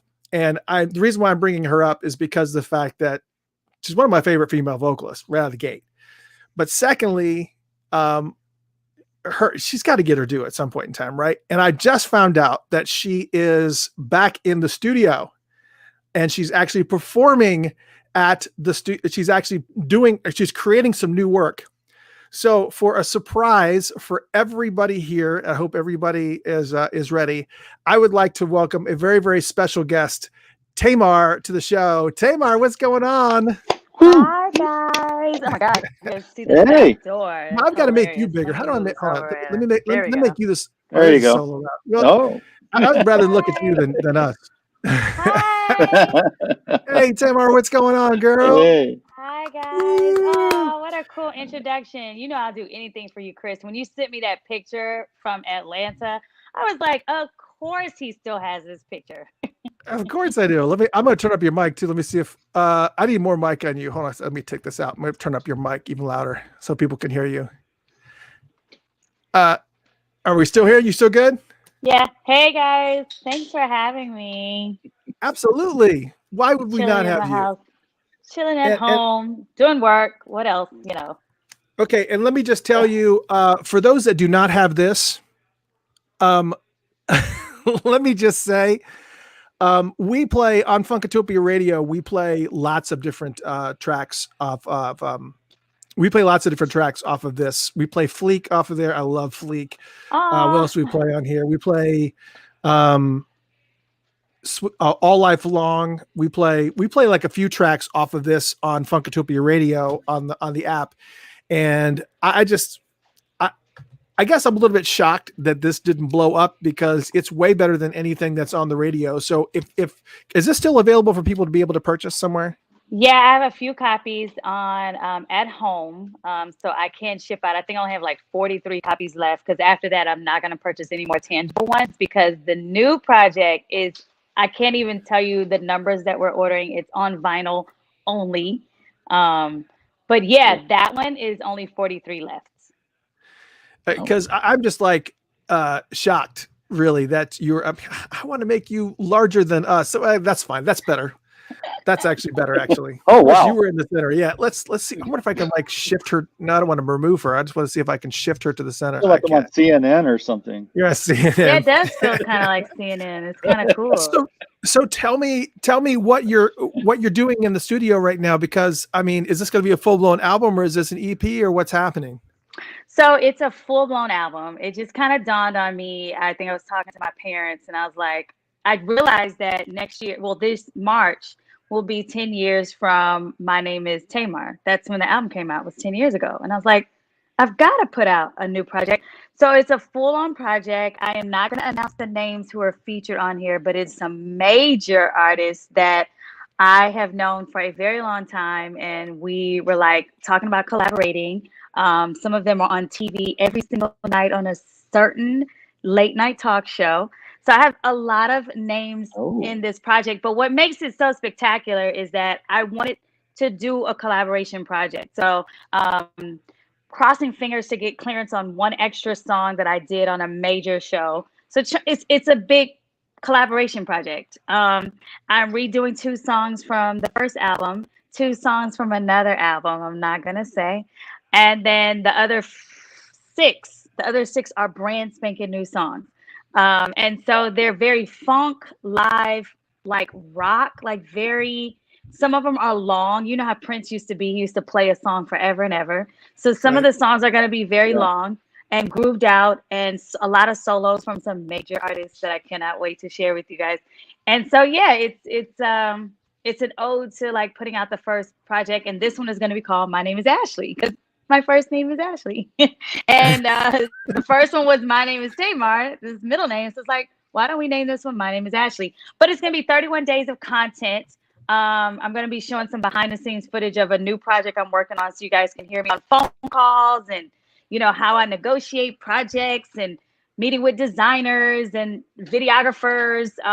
In the studio, we already recorded some stuff behind the scenes, and yeah, you guys get to see like everything, the making of the whole album and the project. I'm giving away merch. I'm doing exclusive merch, partnering with Transparent Sunglasses with some custom made sunglasses for men and women. So women will have some and then men will have a frame. It's going to have like, it's crazy. We're just like designing away. And so, yeah, it's really just 31 days of me, and it's a full on album. So you're basically going to be like the next Warby Parker is basically what's happening here. I mean, we're trying to do the Warby Parker thing. I just think not yet. But on the sunglass tip, I'm so excited to see I know the female frame, but the men's frame is like, I think it's going to be wood. I don't know what's happening yet, but it's going to be like, I think we're only doing 50 of them, and I'm just giving you tidbits. But as soon as I get the 31 days calendar, I promise to share it with you guys. All of the proceeds will go to Siren Arts Academy, which is what I've been doing for the past 3-4 years, with donating my time to schools, because a lot of schools do not have the finances for my book and the workbook. And so we're coming up with a new strategy to get into the schools, to stream my new Tamar Talks live into the school system. So you guys are like the first to hear all of the brainstorm, but it definitely is a lot of work. So as you can see, here's my like, I'm using the kitchen table for work right now. Oh my God. Well, we have crossed paths so many times. We've crossed paths in Minneapolis and in Atlanta. And anytime that you're around, because you came through Atlanta with Prince, and of course, most people were there to actually, see Prince and get a glimpse of Prince, but you're sitting there and you're watching the show and you're just like, it's great that he's there, but holy cow, what a powerhouse. I mean, I was just like, okay, it's just the power that you have in your vocals. And when you were in Atlanta, you shared a secret with me, and I hope that it's already out there. I'm pretty sure it is, because I think I talked to you in Minneapolis and you had told me, yeah, everybody knows now, that about Prince and his gift to you. Has that been unveiled? Am I going to blow something up? Well, I mean, so I got to figure, you can tell it. You can go ahead and tell it, because I have 3 of them. So there's one upstairs. The one with my dad and I. Is that it? Is that the one No, you're I was talking talking. I was talking about the music gift that he gave you. about? About Oh, well, I the mean, you can tell it. okay. So, of course, before he passed, Prince and Tamar did a lot of work. There was a whole entire album that was in the mix, and he had actually written an entire album with Tamar, and was like, I don't know what level of involvement of this, that, and the other. And before he passed, he actually signed over that entire album over to you. Yeah. And so you have an entire album now. I believe some of the songs were actually on that EP that you released. Are there more songs from that album that are going to be unveiled that have not been released already, or is pretty much what he gave you out there now? No, it's definitely gonna be it's I think it was 10 songs. So definitely working on doing some derivatives of some of those songs because some of them are just like timeless. So Can't Keep Living Alone, Sunday in the Park, All I Want Is You, Redhead Stepchild, and then My First Love. My first love, you say that I love that song. So yeah, no, they're gonna eventually come out. I'm still trying to figure out if I'm gonna put at least one of them on there. I don't know. But if you have the vinyl, you'll be able to have some exclusive content. Well, I'm there. obviously very, very excited because first off, when the two of you were in the studio together, when you're writing together, the quality of that work, you've got his incredible songwriting skills and your voice just married up is just it's never failed yet. And so I'm like so excited to hear some of the rest of the stuff that he wrote over to you. And I just thought it was such a cool way, a cool thing for him to do was, before he was gone. And I don't, there was always questions about whether or not, his feelings or whatever, but the fact that he took the time to sign over all of those songs completely over to you, so they belonged to you, that speaks volumes. And the fact that you, and I'm just so excited to hear your voice put to anything, and especially anything that he wrote. So I'm super excited about this new thing. So do we have any type of timelines on the CD, on the glasses? What, because I know all of it's in the work. You're working there at your kitchen table, but is there anything that may have some type of timeline or deadline on it? So yeah, all of March, it's my birthday month as well. So every single day it will be, we're hopefully going to have the calendar printed up so that you can see on what day something will go live, right? So the biggest thing is that the sunglasses, I suffered from cystic acne for a long time. So my esthetician is going to give away a whole kit to someone who too would love to get their face under control.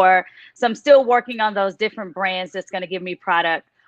It's going to be hoodies. It's going to be a pillow. I have a deck of cards, like plain deck of cards, like with the logo, like custom made that, so it's like every day is going to be a surprise, and it's going to be, I'll make sure you guys get the calendar, and then you have to be the first to go and get it. Cause I'm only printing up X amount per thing. Right now, we don't know what those numbers are. I can't tell you the vinyl. I know that number. I'm not going to tell you guys yet. But then there's going to be a way where people can get on a waiting list and order stuff pre-sale. But once again, everything goes to Siren Arts Academy. Because at this point, I'm reading scripts. It's like a whole different career over here that's happening. So yeah, I will definitely get you guys the calendar, so you will know ahead of time. Yeah, and it's in March. It's in March, so it's 31 days. Because my birthday is March 31st, so it'll be 31 days. We're gonna reveal the vinyl cover. You know what I mean? I may do a thing where I'm gonna do some live streams with the people on the project, so you can hear their take about the music and the project, and so it's gonna be very interactive for 31 days.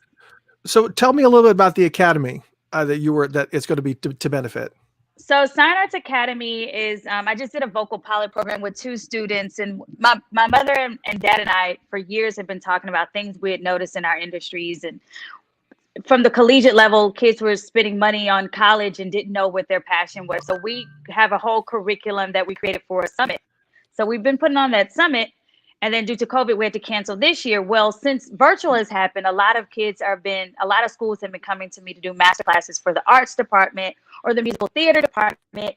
And I found that a lot of them didn't have just the basic knowledge. So the Sign Arts Academy is basically giving artistic startups the tools that they need. Eventually we would give them, grants and all that stuff. But for now, the book and the workbook is what each student gets.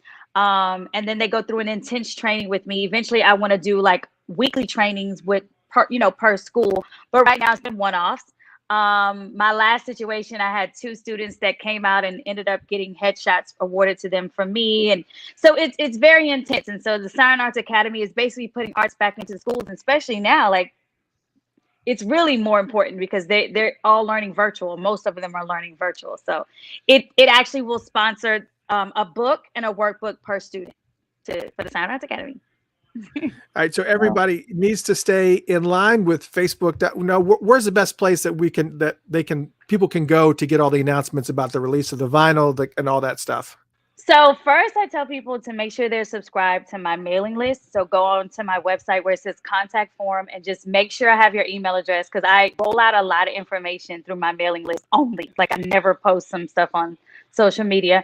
And then definitely make sure you're following me, turn on the notifications. I'm trying to do better at posting. I'm horrible at it, but I'm trying to do better. And that's really it for now. And then once I make that announcement, we should know what's going on. But yeah, shooting some videos.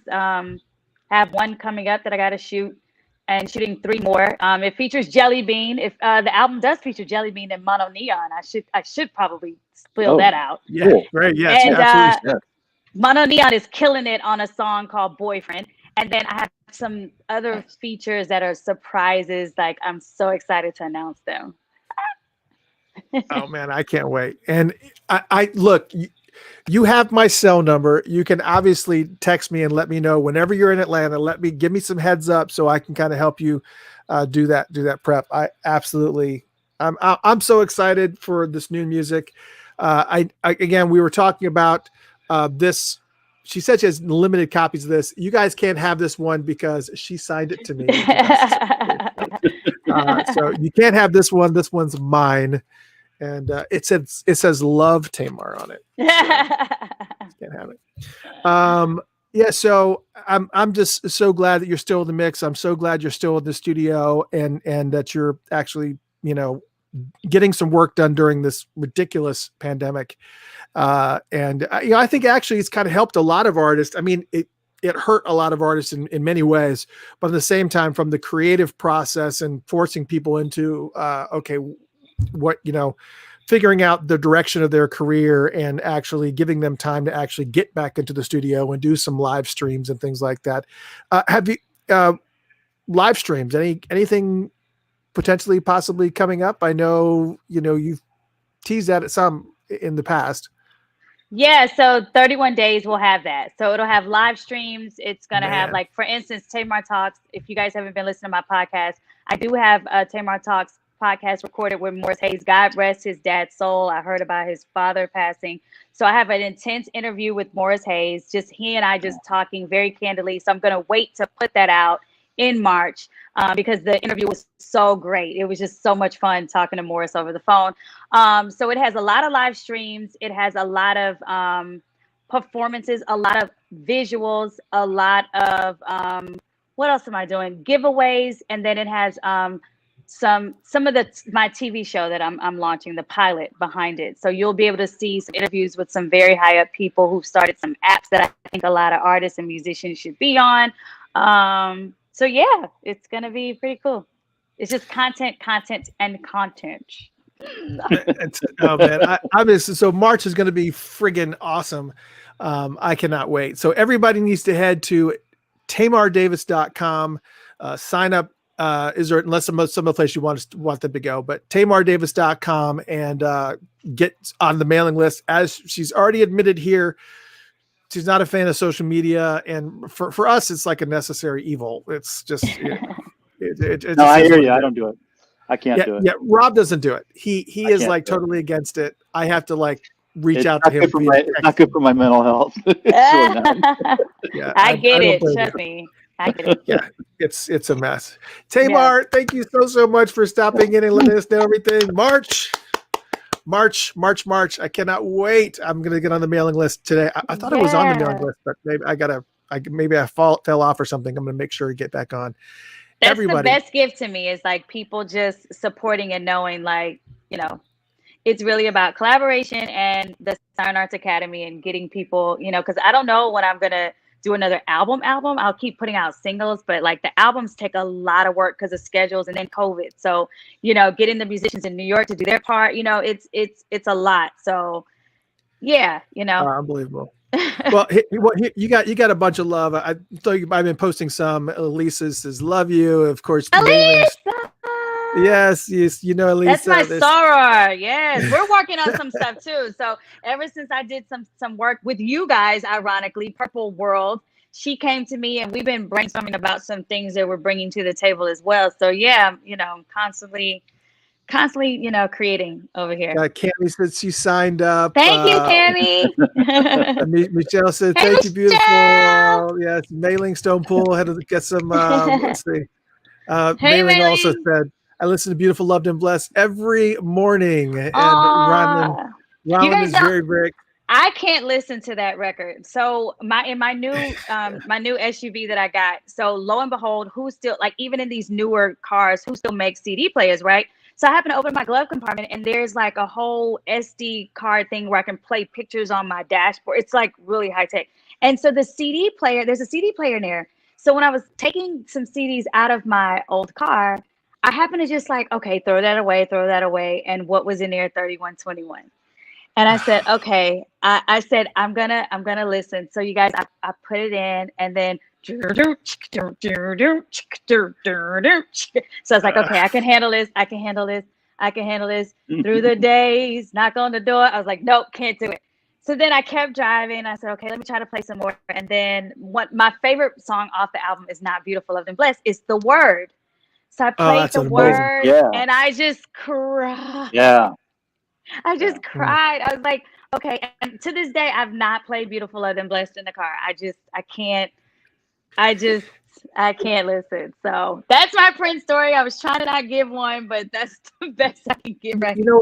It's funny that you mentioned that. My car has one of those USB things too. And I guess they give you like a jump drive or something if they want to like update some certain things, but you can also, like you said, upload music and whatnot. There's only, and funny enough, I was just like, what in the world, where would I ever? And then Andy Allo sends me this. She sends me this. Have you seen this? Andy Allo sends me this little case, and you open the case, and it's the and literally it is superconductor on a USB. Yep, I remember when he showed that to me, and he was just like, "Look at this," he's a big old kid, and I was like, "Of course." That's cool. Yes, and so basically, and I haven't snapped it off. I was just like, Andy, I'm not. Yeah, I'm not opening this. I sent her emails, and I'm not going to snap the USB out of this thing. Tell her I've been trying to reach her. I know she's busy and famous on Amazon, and I'm watching her. But tell her, I'm trying to reach her. She's with the Amazon show that she's got on. I mean, that girl is like insanely busy. But it was really cool. That was the first opportunity that and this is leather too. Yeah, I was like, what a cool. I don't think I've ever seen an album done like this. Yeah, it's very cool. A lot of money too. I bet.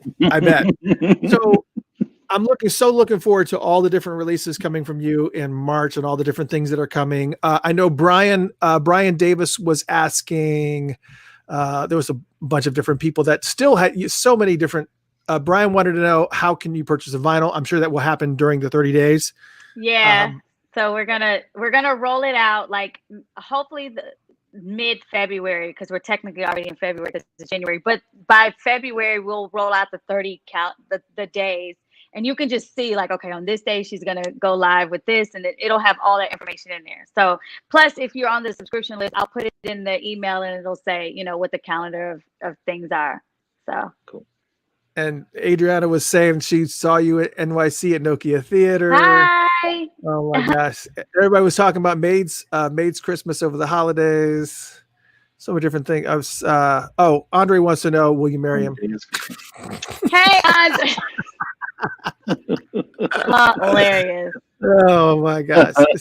So much love. Yeah. And Michelle is like my favorite album, 3121. Yeah, it's a great one. But it's definitely one of those tough albums to listen to. Those final albums, it's like I guess everybody always wonders how much he knew or how much he felt in the spirit realm about his future. So listening to some of those songs, kind of like you overanalyze, but you could overanalyze. You can go all the way back to the 80s and overanalyze those albums and get those same type of messages from any of those songs too. But I can imagine how personal some of that stuff is for you. But I am I'm so blessed to have you as a friend. I know we don't talk nearly enough, but I mean, you're such a friend that when you text me out of nowhere, it came up as Chris Horton. I was like, oh yeah, I know who this is. I was like, how did I still have his number? Yeah, it's me. So everybody, TamarDavis.com, sign up for the mailing list to get all those things and do it before March so that you're in the know, because that's going to be where you're going to find it, is the mailing list. Tamar, I'll let you get back to your kitchen table. I know, because listen, I'm reading scripts and it's no joke, right? So yeah. So my God. Oh, and of course, Michelle said my Instagram handle is beautiful, loved, and blessed. I know. I love it. I love it. All right. Tamar, thank you so much for joining us, dear. Bye. And see you, Rob. Good to meet you. Bye. All right. Bye, Tamar. Right. All right. So there you go. A little special guest, a little bit of a little special surprise for you guys. I reached out to her because I heard that she was going into the studio, or that she posted pictures of her in the studio, and I was just like, I just saw a picture of you in the studio. What are you doing? What's coming up? And she started telling me about it, and I was like, wait, I got a better idea. Why don't you come on the show and tell us? Tell everybody about it. Yeah, tell everybody about it at the same time. Don't waste it on me. No, that's exciting. I like what she was talking about. She was talking about kind of a looser kind of funky jam kind of music. I'm excited about that because her voice, and wow. She's just such a powerhouse. And I don't know if you guys have ever heard anything that she's done outside of Beautiful, Loved, and Blessed. This album right here was one that she had released in 2017. And I actually got this at a show that she did in Atlanta.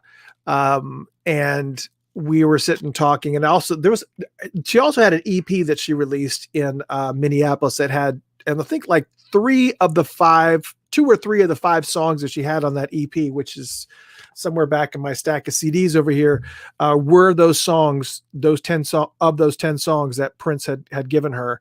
And when she told me about that in 2017, so this was like literally like a year after his passing. And she said, I got a secret. Don't tell anybody. She said, Prince, sent me, an old school snail mail and said, this is, I'm signing all the rights over to those 10 songs. That entire album that we made together, they're all yours. All these songs belong to you. And so I was just like, oh my God, you have to tell me when this album gets released and when I need to know. And then of course I got invited to that EP release at Electric Fetus, and I saw somebody else said they were there too. I started calling people that I knew were in Minneapolis that were Funkatopians, and I was like, get down to Electric Fetus. I said, you got to get a copy of this EP, because it was going to be a limited, I think there was only like 100 copies of the EP that were done, printed up, and I was like, you got to get a copy of this EP. It's like 2 of the 5 songs are like Prince's, and so it was very, very cool. But this one right here, we've actually played, it's called I Am the Storm.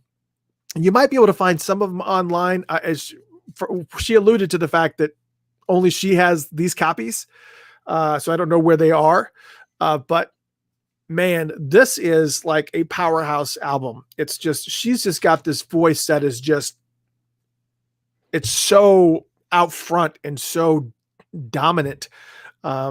And you don't hear voices like hers a lot. And Beautiful, Loved, and Blessed is an amazing song, but it's her voice in a very kind of just a normal, kind of comfortable zone for her. But when she does like Redhead Stepchild and she does a song like Fleek and she just kind of goes off the rails on some of these songs, she's a monster. And so absolutely everybody go to tamardavis.com. Oh no, I almost dropped the CD. And make sure that you get on that mailing list. I'm going to do that in just a minute. So yeah, there's a surprise. Very cool. It's always good to have people pop in. Sometimes I invite people to come on and they never show up. And but I love Tamar. She's never let me down. I got an idea. Listen, we've got some new merch in the store. Everybody's already familiar with the slouch hats that I have on. I actually wanted to send Tamar a slouch hat because she's got all that hair. I would love to see her with a slouch hat with all that hair pulled back like an Erykah Badu style and just kind of push it all back. I would love to see her in a Funkatopia hat. I would blow it up into a poster and put her down my wall for sure. But there's been some really cool stuff that's going into the store.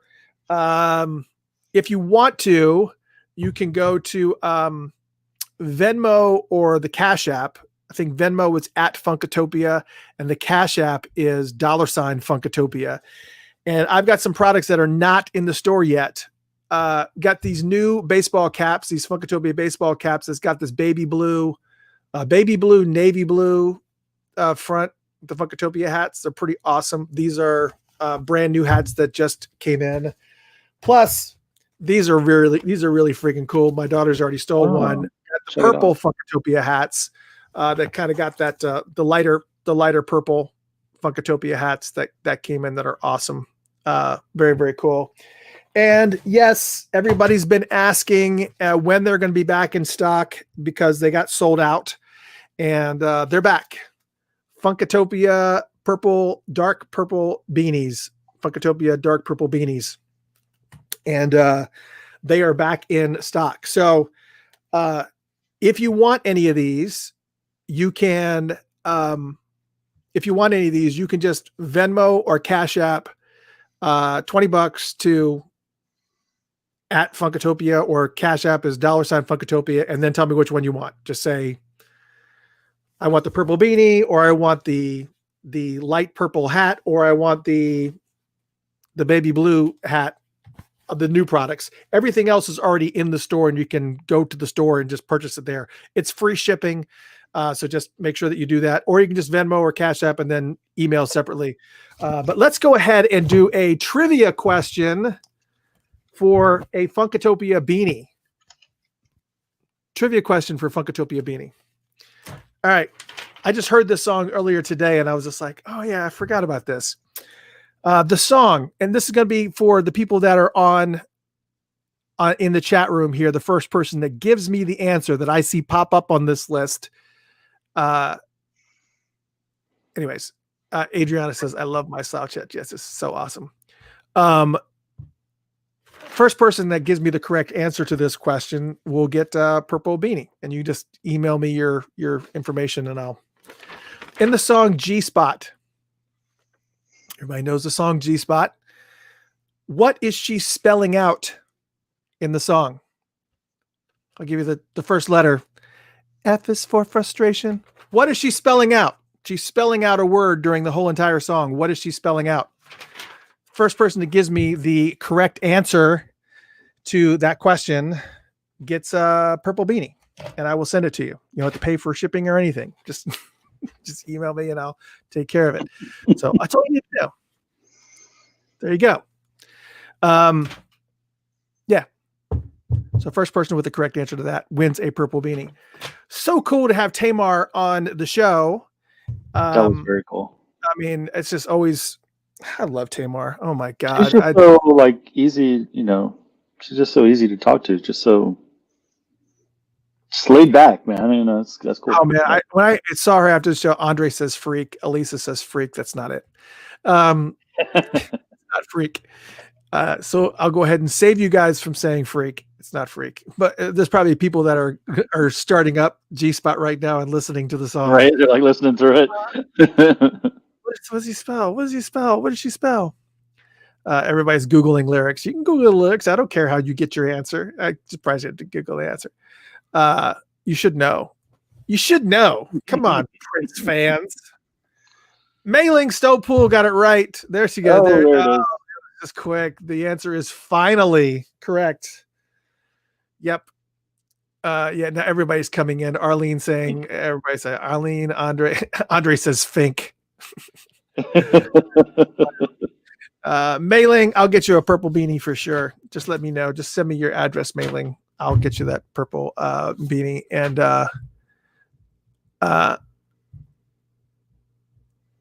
what the heck? I'll be nice. I'll be nice and do a second place too. Arlene, I'll give you one too. Arlene, go ahead and email me your address too. I'll do two of them.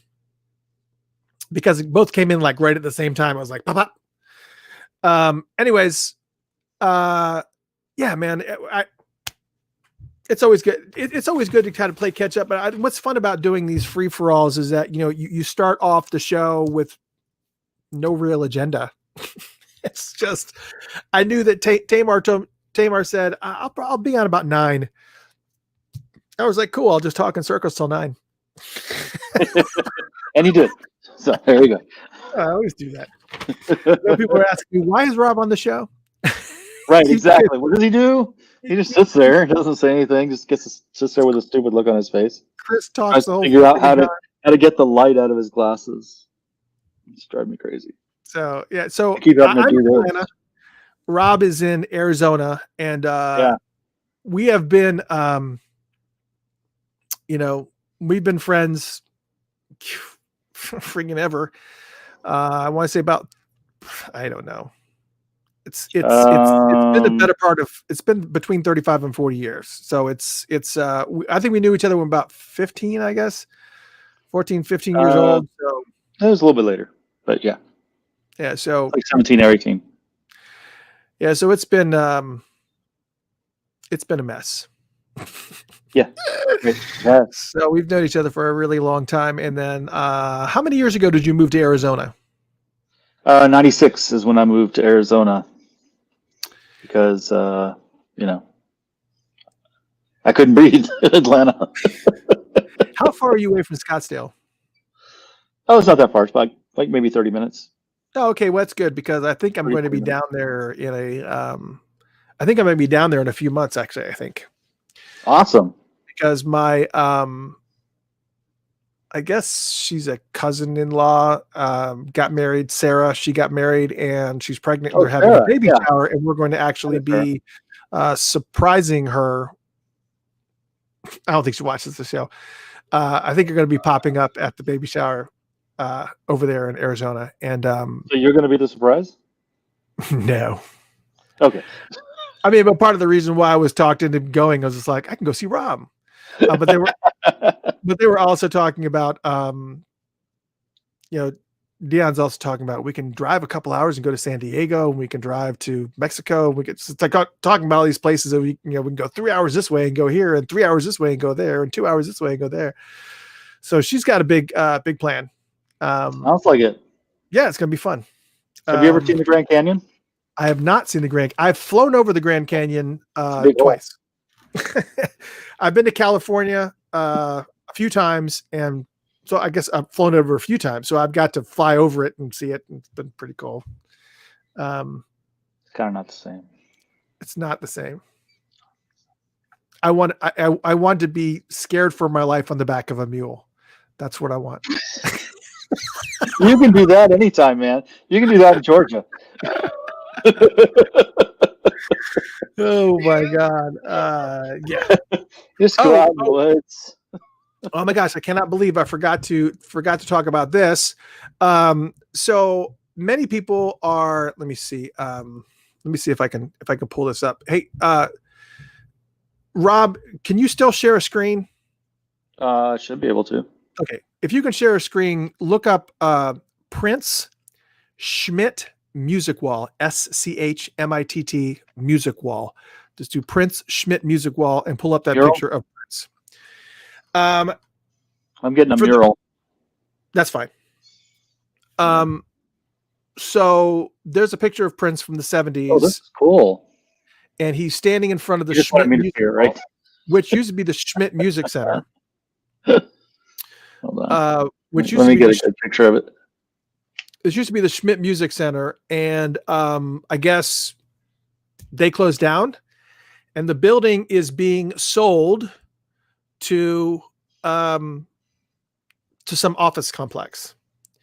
And there's talk right now, currently, that that wall is going to be destroyed. No way. Yeah, so it exists now. Matter of fact, last time I was in Minneapolis, that was one of the things I did. I took a picture of the wall, and everything that I did mural wise, I took a picture of the actual mural or the actual whatever it was, the Purple Rain House or whatever it was, and then make that picture of the whole screen.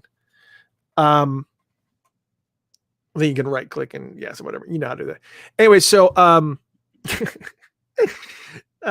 anyways, so I would take a picture of whatever it was. If the Purple Rain House, I took a picture of the Purple Rain House, and then I took a picture, of me standing in front of the Purple Rain House as proof.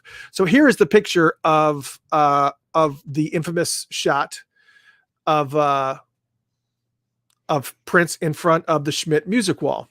A lot of people have tried to recreate this photo. So, I've gone to the wall. I just took a picture of myself in front of the wall. I wasn't trying to exactly place myself in exactly the same spot that he was in. I just didn't do that. But anyways, that music wall, correct. April said that Star Tribune reported it sold for $8.4 million, that building. And it's going to be an office complex now. And they're talking about, so anyways, it's the parking lot itself, I guess, is going to be built onto, so you're not even going to be able to see the wall. I don't know. There's something that's going to be going on. Susan says it correctly, that music mural should be filed as a historical landmark. That way it cannot be taken down. I completely, totally 100% agree. But apparently that music wall is in danger of being destroyed, taken down, or a building built next to it where, anyways, needless to say, there is a petition that is currently in circulation right now. Hundreds of people have signed it. I just put it up on the chat room. Hundreds of people have signed it in order to petition to save the wall. And so that petition is going around. Laura Guitar, who was a Funkatopian. Laura Guitar, I guess, started at the petition and has got a lot of good traction, sharing it amongst folks and making sure that it kind of gets out there, and that people are actually aware that this wall is in danger of being taken down. And so all I can say is sign that petition. Obviously, just sign that petition, because I think it's really, really super important that, we protect that. It's such a cool place. I mean, I guess if it gets taken down, it gets taken down. But oh my gosh, the amount of work that it took to create, that's an art. That is a literal piece. That's a work of art. It's incredible the amount of work that went into creating that wall. And it's been there for decades. It's been there forever. It's a landmark. It's a historical landmark. And I think that it's just crazy that it's not. There's more history too. If you look in the background there, there's our first Karen. She's getting ready to call the cops. What's that man with the afro doing over there?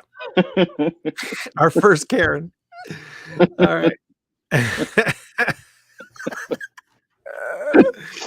Yeah, my daughter says that now. My 12-year-old, don't be a Karen. Like, what are you talking about? You don't even know what that means. All right. So, anyways, that wall is in danger of being forever gone. So make sure that you take that down. It's just sign it. Yes, it needs to be signed. It needs to be. There's some other cool pictures. Oh, there's more political pictures there on the screen. Yeah, yes. There's an actual bunch of pictures that he took in front of that wall. You see he's taken. There's so many pictures of him in front of that wall. That's not him. Yeah, no, that's not him. But there's lots of people have gone to that wall and have tried to recreate it. I actually have a picture of it on my phone. That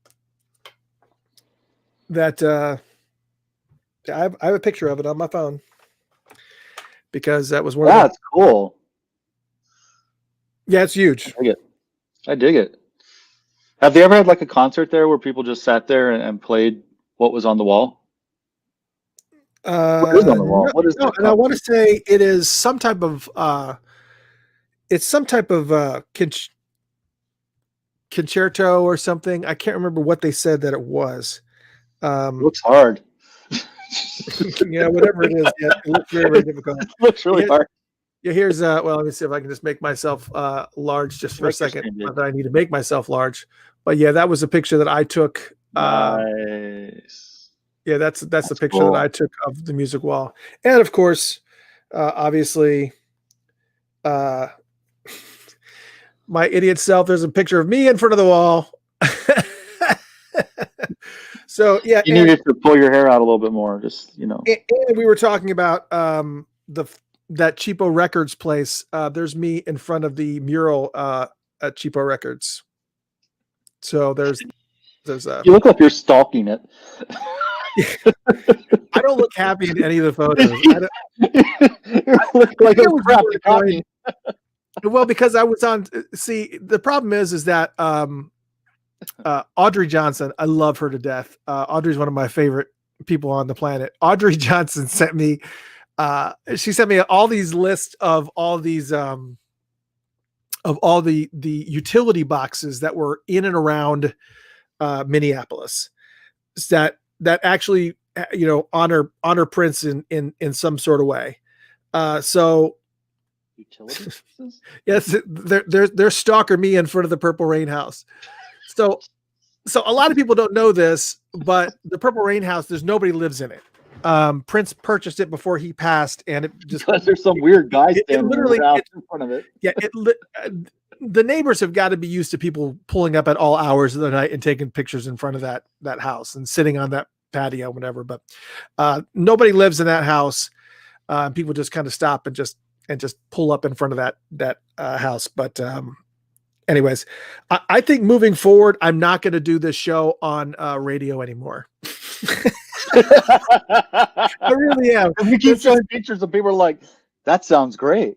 Yeah, that sounds great. Can I see wonder how that picture sounds?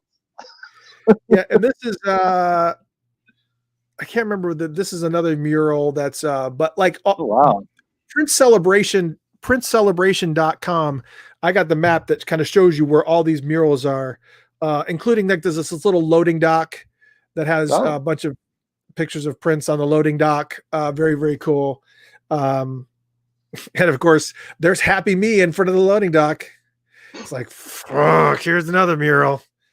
But yeah, so they've got like all these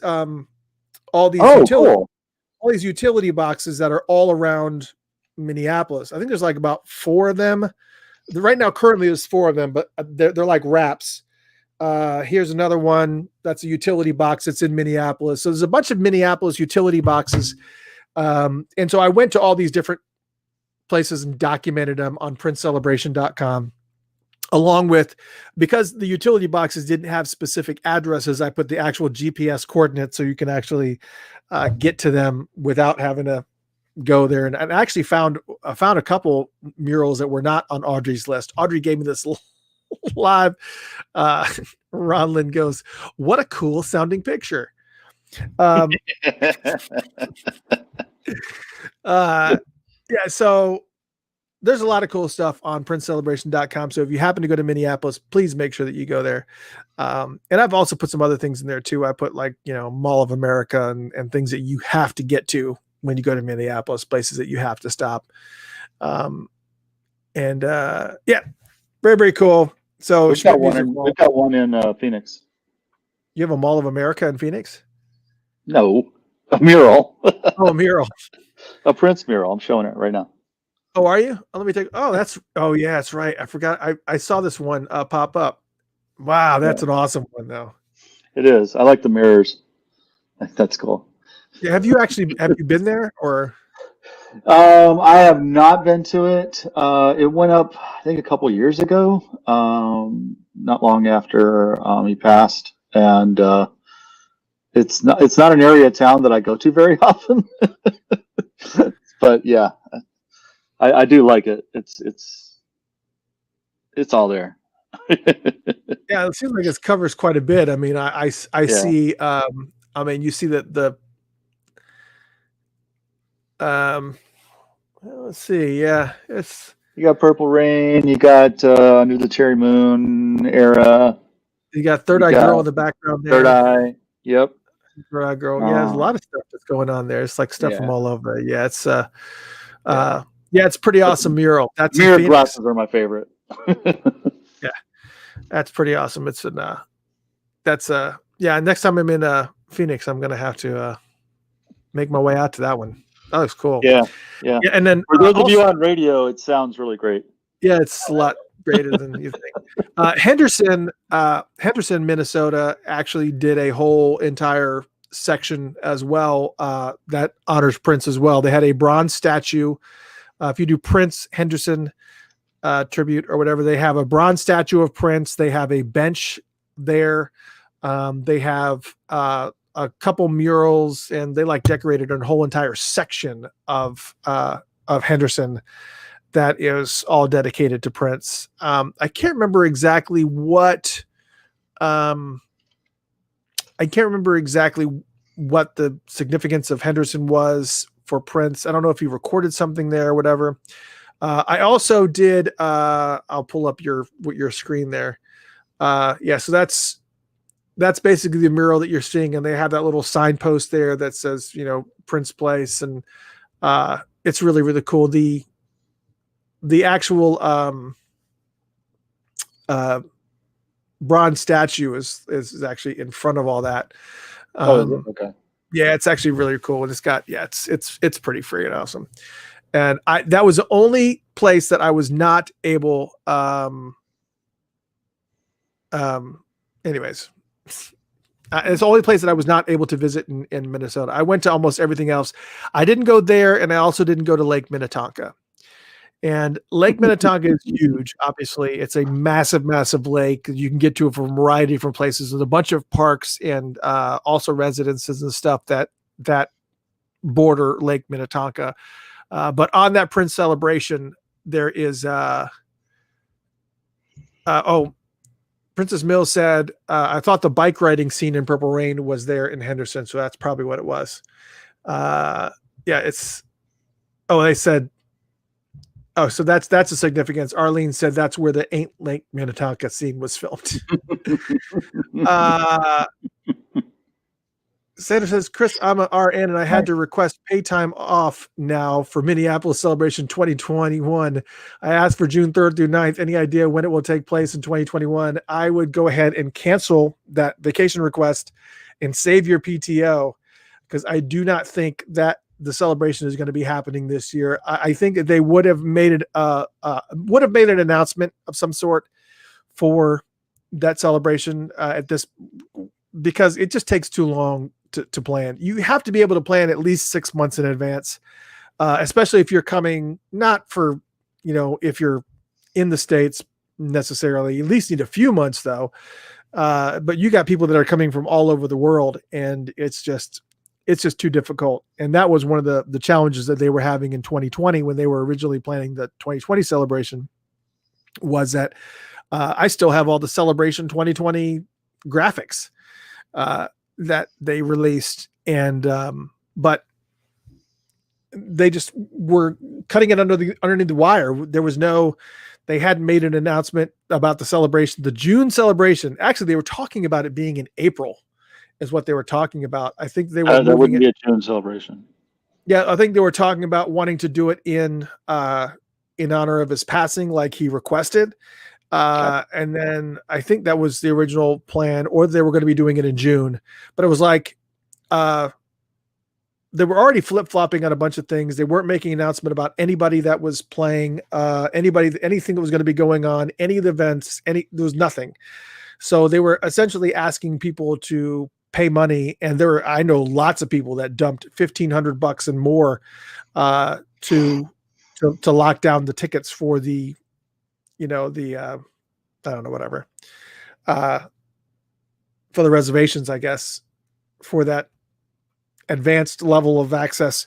But anyways, so yeah, that sucked. That was really, it got canceled. But yeah, so January came, February came, no announcements. March came, no announcements. And the pandemic started to roll in, and then everybody started to cancel. They started to cancel schools and started to do all this and the other. And then April, I think April was when they finally decided, oh yeah, we're just not going to do it. So you can't wait that long. So my guess is that,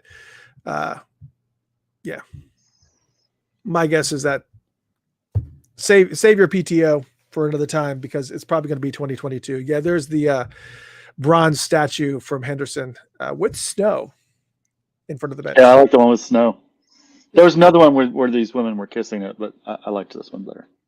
Actually, if you go to the Henderson Prince Legacy Henderson Project Facebook page, there's some pretty fun pictures there. Yeah, I bet. It's like the early tours after his passing of people just laying on the piano and licking the piano bench and stuff. And it's like, what are your? That's a little weird. What exactly were you trying to accomplish? I don't understand. It's like, I don't know. I think that's not recommended. no, it's not. If I could be anything, I'd be the water in your bath, or your piano bench. Your piano. The tongue on your piano bench. Oh my God. Anyways, yeah, very cool night tonight. I had a great time. We're up on it. We're already 10 o'clock, if you can believe it. Well, 9:58. So we're close enough. But yeah, lots of cool stuff. Again, let's run down the gamut of things we talked about tonight. Website changes. Oh, I didn't talk about that, did I? Funkatopia.com, the website, people were having some loading issues with the website. There was just either spinning or it was giving them an error message, especially on the 20 best funk albums of 2020 page. There was just some weird stuff that was going on with, I guess, the server itself and the way it was handling all the images and stuff that had to load on that page. So I changed it to a WordPress theme that is it's not great, but it's one that you can access all the pages until I get to the redesign. So that's where it's at right now. So it is to enjoy because it's just I always want to make sure that whatever design that we have for Funkatopia.com is going to be it's going to be cool, a little bit more cutting edge. It's going to be something interesting. It's going to look good. And it's not going to just look like every other standard blog. And, but that's what it looks like now, because I needed something that was not going to weigh down the website. So that's kind of where we are. Lexol Dance Machine from Estonia. They do not bury people in the walls. So we're just kind of going through all the items here. So they say. Visit princecelebration.com if you are planning to go to Minneapolis at some point in time, because it's going to be maps that you can go to, a map that you can go to for all those really cool places. Voting in Georgia is finally over, so I'm excited about that. Thank you so much to Ashley Tamar Davis for coming on to the show and telling us about some new stuff that she's got. Make sure you go to tamardavis.com and sign up for her mailing list, because she's got a bunch of really, really cool stuff that's coming out. Prayers up for a lot of different people. Prayers up for our good friend Funkatopian Cami, our co-producer here, who pulls up a lot of stuff whenever I ask for it, and all the stuff that she's going through right now with her family. She's got some family at hospital. I can't remember all the details, but she's got fam in the hospital. So please make sure that prayers up also for Morris Hayes. His father passed away on Sunday from COVID. And of course, prayers up for Dr. Dre, who was apparently in the hospital as well for a brain aneurysm, and he's in the hospital in LA right now. We talked about the IRS and how they suck and how they don't, and them and Paisley Park and the estate are not getting along right now. Make sure you sign the petition for the Schmidt Music Wall. If you did not get that URL, I'll put it up one more time for you on the chat room. Make sure that you go and sign that petition, and make sure that you just sign the petition to protect that wall. And hopefully we'll get like thousands of signatures, and that they'll have to listen, or maybe they just won't. Sometimes they just don't. Get your Paisley Park 2021 calendar. You'll get it in February. they're shipping it out at some point in January. So you think they would have sold it last year, but they didn't. If you would like any of those hats, either the purple Funkatopia beanie, the baby blue baseball hat, the baby blue / navy blue hat, or the very, very cool, somebody gave a name to this. Periwinkle. I think Periwinkle hat. I think that's what they said. They said periwinkle hat. I don't know. $20. Just send it via Venmo or Cash App, and then email me what your address is and which one of these you want. Do you want the periwinkle hat? Do you want the baby blue or baby blue, navy blue cool hat, or do you want the lavender? Lavender? Was that it? No, it was, I said lavender and they said periwinkle. I think Mei Ling That's what I said thought. I kind of felt like, yeah. And then of course the actual purple beanie. I like the royal purple. That's yeah, the royal purple is pretty awesome. And then of course you can always visit the store at funkatopia.com/shop, and all the other stuff that we have up there, from shirts, and I got a bunch of shirts that are coming in. Oh, something else that's coming as well. Hope to have it in a couple of weeks, but Funkatopia face mask. Yes, they are happening. Cool. Yeah. So yes, we ordered some Funkatopia face masks. They will be on the way. I just did an initial order of 30. They're not embroidered; they're screen printed so that you could breathe through them. I think embroidery kind of creates too many pinholes for stuff to get through. So I don't know. Screen printed Funkatopia. Are they N95? It's just like, yeah, with embroidery, you have to use a needle to actually get the threads through the fabric. So it doesn't seem like it's a really good idea to embroider a face mask. But Funkatopia face masks are coming. So I don't know how much they'll be. I got to figure all that out. But once I get them, I'll add them to the store. I do not have them. Do not try to order them. Those 3 brand new items that I talked to you about, they're $20. That's free shipping and everything. I'll send them to you. Obviously that's continental United States. If you're somewhere outside of the United States, like Canada or any place else, that's totally different. It's going to cost me $20 just to get it to you. Congratulations to the 2 trivia winners. And make sure you also, the PRN alumni event that's happening on January 16th. We'll talk about that next week. And make sure you pre-order Sheila E.'s Glamorous Life that's coming out on teal vinyl. It's coming out in February. And cool. Rob, another great show, guys. It was so much fun. Yeah. You know, I think what's going to happen, what we're going to do is, oh, that's a good idea. Melina says we need to make a pocket for an N95 filter. That'd be a good idea, for sure. Yeah. You can also fold over coffee filters a few times. Those work too because they're really small and paper. Yeah, the ones that have pockets are really expensive. They're like, I mean, they can be like $15 a piece. N95 ones are not cheap either. But you know, these are just. They didn't used to be so expensive. These are not. I'm about to do surgery. I need to be protected in every single way. These are. I'm going to go to the grocery store and hope nobody sneezes on me. I'm going to the grocery store. I'm wearing this so that you won't be upset at me. That's exactly what it is. Yes. It's the opposite here. I don't know how it is where you are, but it's the opposite here. Well, let me tell you something. If you're wearing a mask. Well, we went to Christmas Eve. We went to a church service, and the church was like, "Oh no!" You know, beforehand they were like, "Oh, you know, we're gonna be we're we're protecting everybody, and everybody's going to be protected. This is the 12 Stone Church in Snellville, Georgia. 12 Stone Church in Snellville, Georgia. Oh, we're going to protect everybody. Oh, we're going to do everything. It was anything but. Yes, I know my pastor watches this show every now and then. Horrendous. No temperatures taken. No temperatures taken. People, like 40% of the people walked into that building without mask and were walking around without mask. Nobody said anything.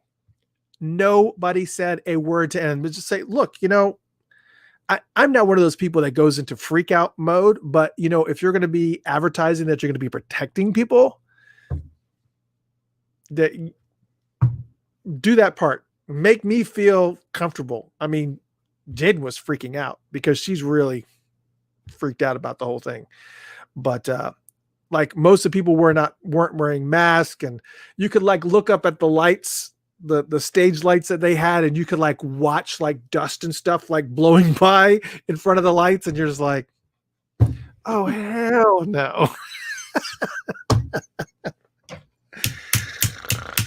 Yes, I'm not going to be visiting that church anytime soon again until you guys, so everybody's vaccinated or they're being more active, and that was just atrocious.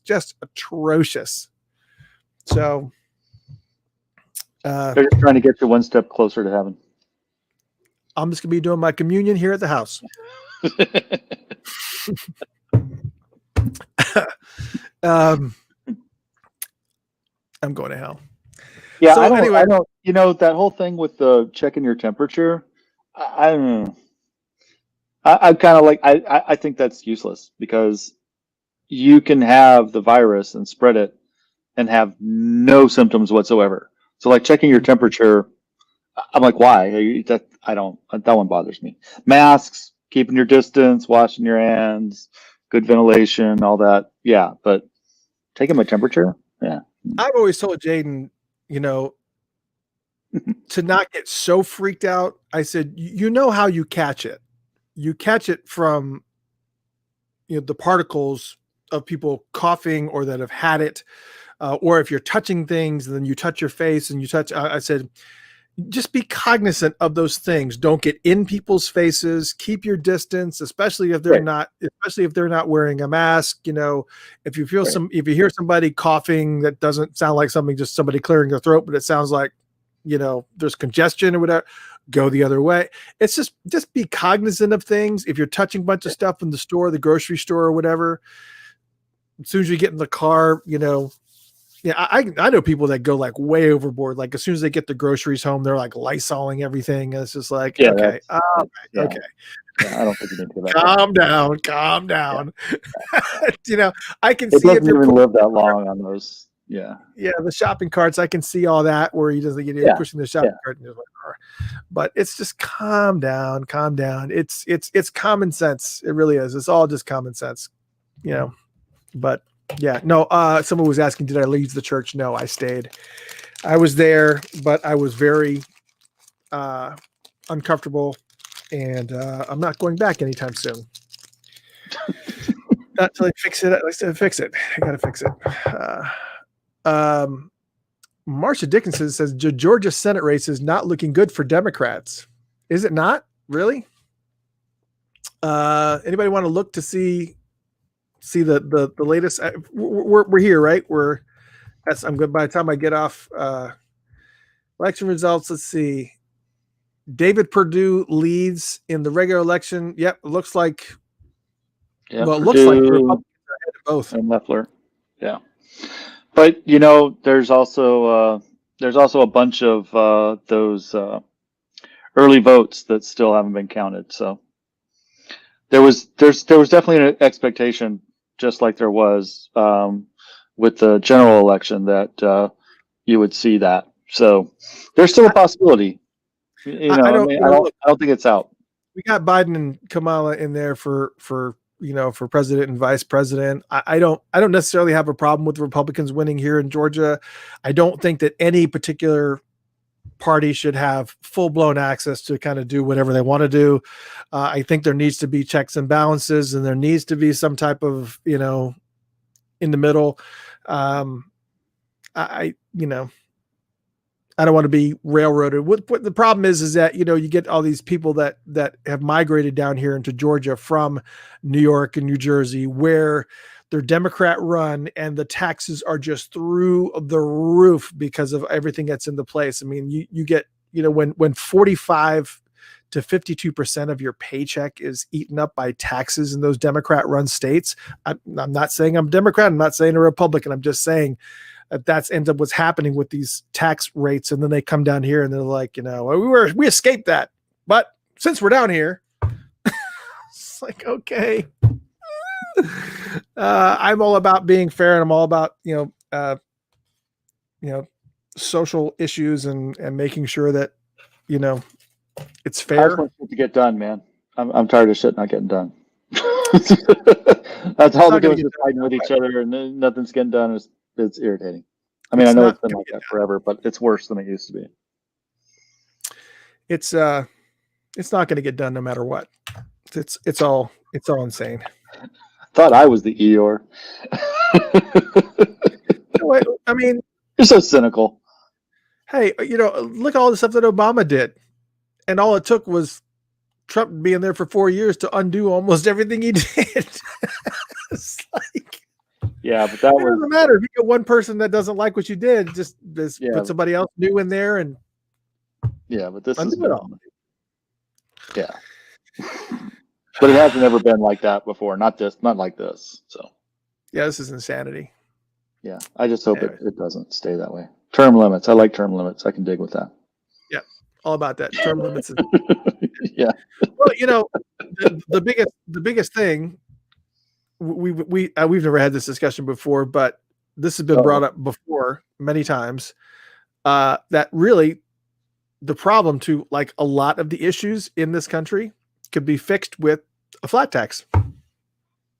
Flat out. Because everybody that spends any money in the States would have to pay into the tax system. And then you would have an overabundance of course, tax rates really friggin' high, but only if you buy something. And you'd be able to get all those programs that you want. And even illegal immigration wouldn't be a thing, because if they bought anything here, they'd be paying into the tax system. So I don't know. I think the flat tax is the answer. Maybe that's just the Neil Bortz talking through me, but it is what it is. I got nothing to say, man. I don't either. That's the reason why I'm not in politics. Anyways, good show, man. Thank you everybody for hanging out and joining. I'm so sorry for all those people on the radio. This has been a shitty show for you guys. Let's go ahead and start music for you guys. We'll play a little bit of Lemon Crush and then whatever else. Thank you guys for tuning into the Funkotopia radio show. We'll be signing out here on the Facebook show here in just a minute. And we may just stop doing this on the radio for you guys altogether. Enjoy your music. Yes. So we're going to play some music for them. Okay, play it. You can't hear it. I can't. You can't hear it. Okay. All right. Anyways, it's playing on the radio.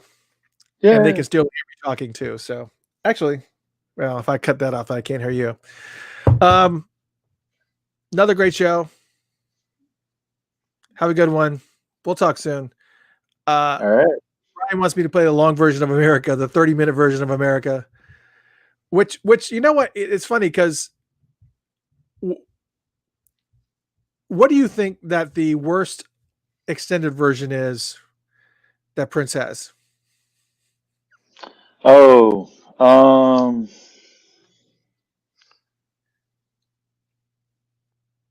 that's a good question.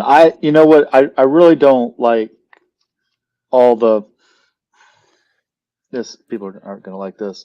You know, I guess it's not an extended version. It's just got a lot of different versions of the song. The greatest romance that's ever been sold.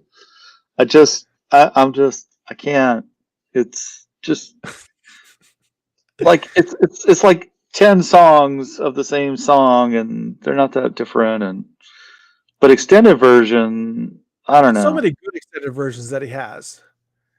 Yeah, he was really good at that. I really miss that because like now somebody does an extended version, it doesn't it's kind of like just repeating the same thing over and over again. Whereas he would take the song and he'd take it in different directions and do different things. But um, I don't know. What do you think? I don't. Like I said, I'm not a big fan of the. No offense to Brian, but I want to say that America is probably the worst one. Just because it's 21 minutes of nothing really extra. They get through the main part of the song, and then it's just the same beat, the same everything for another additional 16 minutes. It's just not. Brian, I'll play it. I'll play it. I'll play it for you. I will absolutely positively play it for you. Matter of fact, if you're listening to the app right now, I will put it up right there. Even the app people are talking to me. Everybody says that keyboard solo sucked. Yeah. So here's what we're gonna do next week.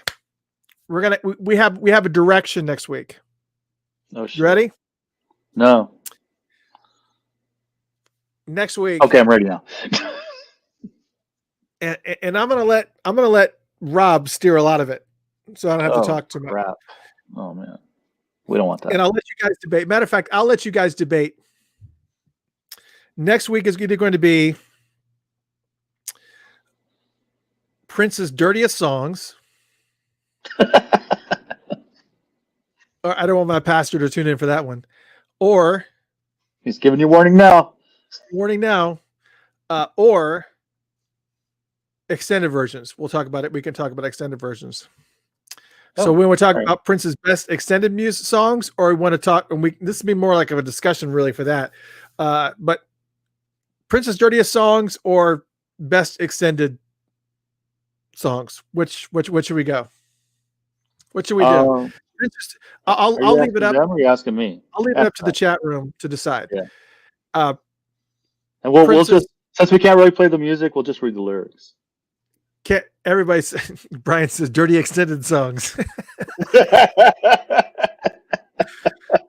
Everybody is everybody is voting for dirty songs. Dirty. Oh, alternate versions. I like that. There's some he good actually had there was, I really like that alternate the horn version of Dorothy Parker. Really? I did not like it the first time I heard it. It's kind I didn't like it grown the first time I heard it either because I love the original version, but it grew on me. I like it now. It did grow on me. I didn't expect it to grow on me, but because the first time I heard it, I was like, yeah, I felt the same way. So we actually came up with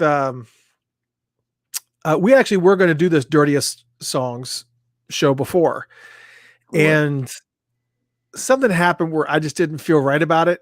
I was just you didn't feel comfortable. I just didn't feel comfortable. I was just like, I'm trying to avoid, mainly because of the fact of the direction that Prince took later on in his career about, I'm not going to curse from the stage anymore. That he was going to follow a certain path. And I kind of felt like I needed to, with as many positive things that Prince has done for Funkatopia and all the love he gave us when he was with us and all the positive things that he gave us, I kind of felt like I needed to honor his legacy. But then so I canceled that show and we ended up doing something else. And a lot of people were upset about it. You did his cleanest songs? No, I don't remember what we did. I can't remember I'm sure somebody here remembers. You did Love Did you feel naked? No, I didn't feel naked. I felt like I wanted to honor his legacy a little bit better in a different way. And I couldn't, I don't remember what we decided on. Somebody here will probably remember that was a couple years ago. But anyways, fine, we'll do it next week. Prince's dirtiest songs. We'll do it. All right, we'll get dirty. So I'm gonna let you do some of the driving. No pun intended. Come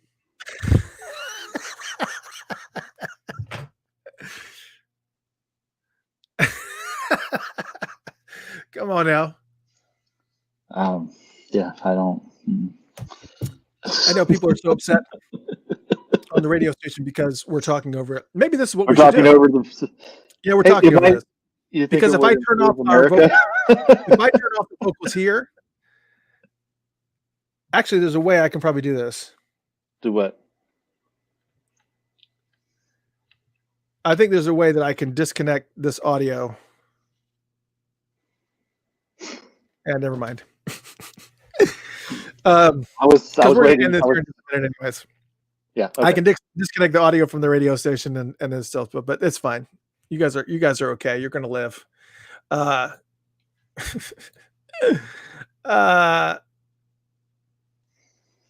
Anyways, Nick Garcia sent me an email. He says he just sent me an email. All it said was dirty. Okay. All right. I guess we'll go there.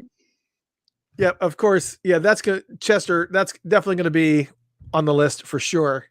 I still remember exactly where I was. I mean, but 1999 was actually kind of a little bit. It was a little bit tame compared to Dirty Mind and some of the things that were going on in that album. That's my favorite album. I love Dirty Mind. So, anyways, yeah, we're going to talk about Prince's. That was the first album I ever heard of Prince, like the whole album. Before that, I'd heard what was it? I Want to Be Your Lover. But yeah. So Lisa says you ended up doing his recent music. I believe she thinks she remembers. That's what I was doing. It could have been, yeah. So I think I don't remember. Yeah. So, anyways, I just want to just kind of I want to honor his legacy, but the reality of it is that his legacy wouldn't be what it is if it weren't for that foundation. Everybody goes back to that. Even when you go to these Prince tribute concerts, people don't want to hear the new stuff. They want to hear all that stuff. So, all right, fine. We'll talk about it. I will go ahead and make sure that I put it on the list, put it on the schedule, and we'll post it. All right. Okay. So everybody get ready. All ballads. Yeah, April goes, we need to do all ballads. We actually did that. We did Prince's best love songs. We actually did that. Oh, did we? Oh. Yeah. Everybody keeps asking. I think Brian was asking too. What about Maserati? I'm waiting on him. I'm waiting on Mark to give me the word and say he's ready to do it. They're going to be releasing. Mark said he's going to be re-releasing his first couple the first couple solo albums, and that Maserati was also going to be released as well on vinyl. So when that happens and he's got something to market and cross-pollinate it with, we're going to be doing an album chat for Maserati. So let's see. What did Mark say? He said, narrow is the road to eternal life, and few are the ones finding it. What does that mean? Love life and search for the truth. Brown Mark. So that's what he said. Yeah, that's a classic. Yeah, classic picture. He doesn't look anything like that now. Well, it kind of does. Anyways, yeah. So yeah, April says, we do all that. We actually did one. It's Prince's best love songs as chosen by you. So that's actually an episode that we had that you can actually listen to on Patreon, also on the SoundCloud channel. Just go to soundcloud.com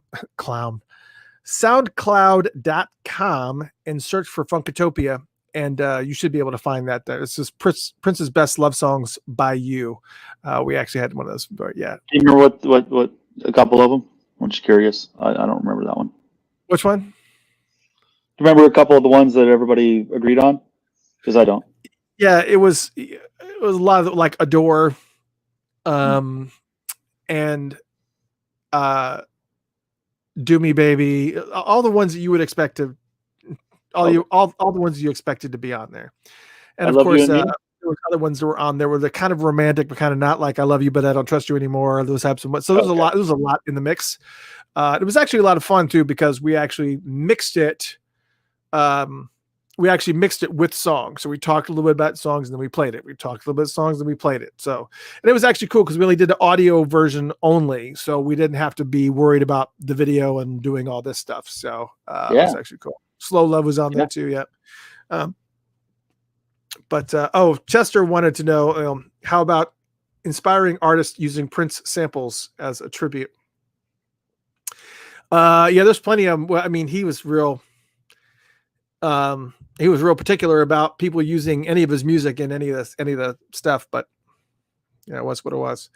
We're coming up on 4 hours here. I started this at 7:30. No, it was 10:30. It's 3 hours. Yeah. I started at 7:30, so we're doing 3 hours here. So, all right. Yeah. So everybody think about what your favorite dirtiest song is by Prince. And maybe we'll take a vote or something. Maybe we'll start a process where you name what his dirtiest song is, and then we'll pick like the top 10 that are the most voted on in the mix and go over them.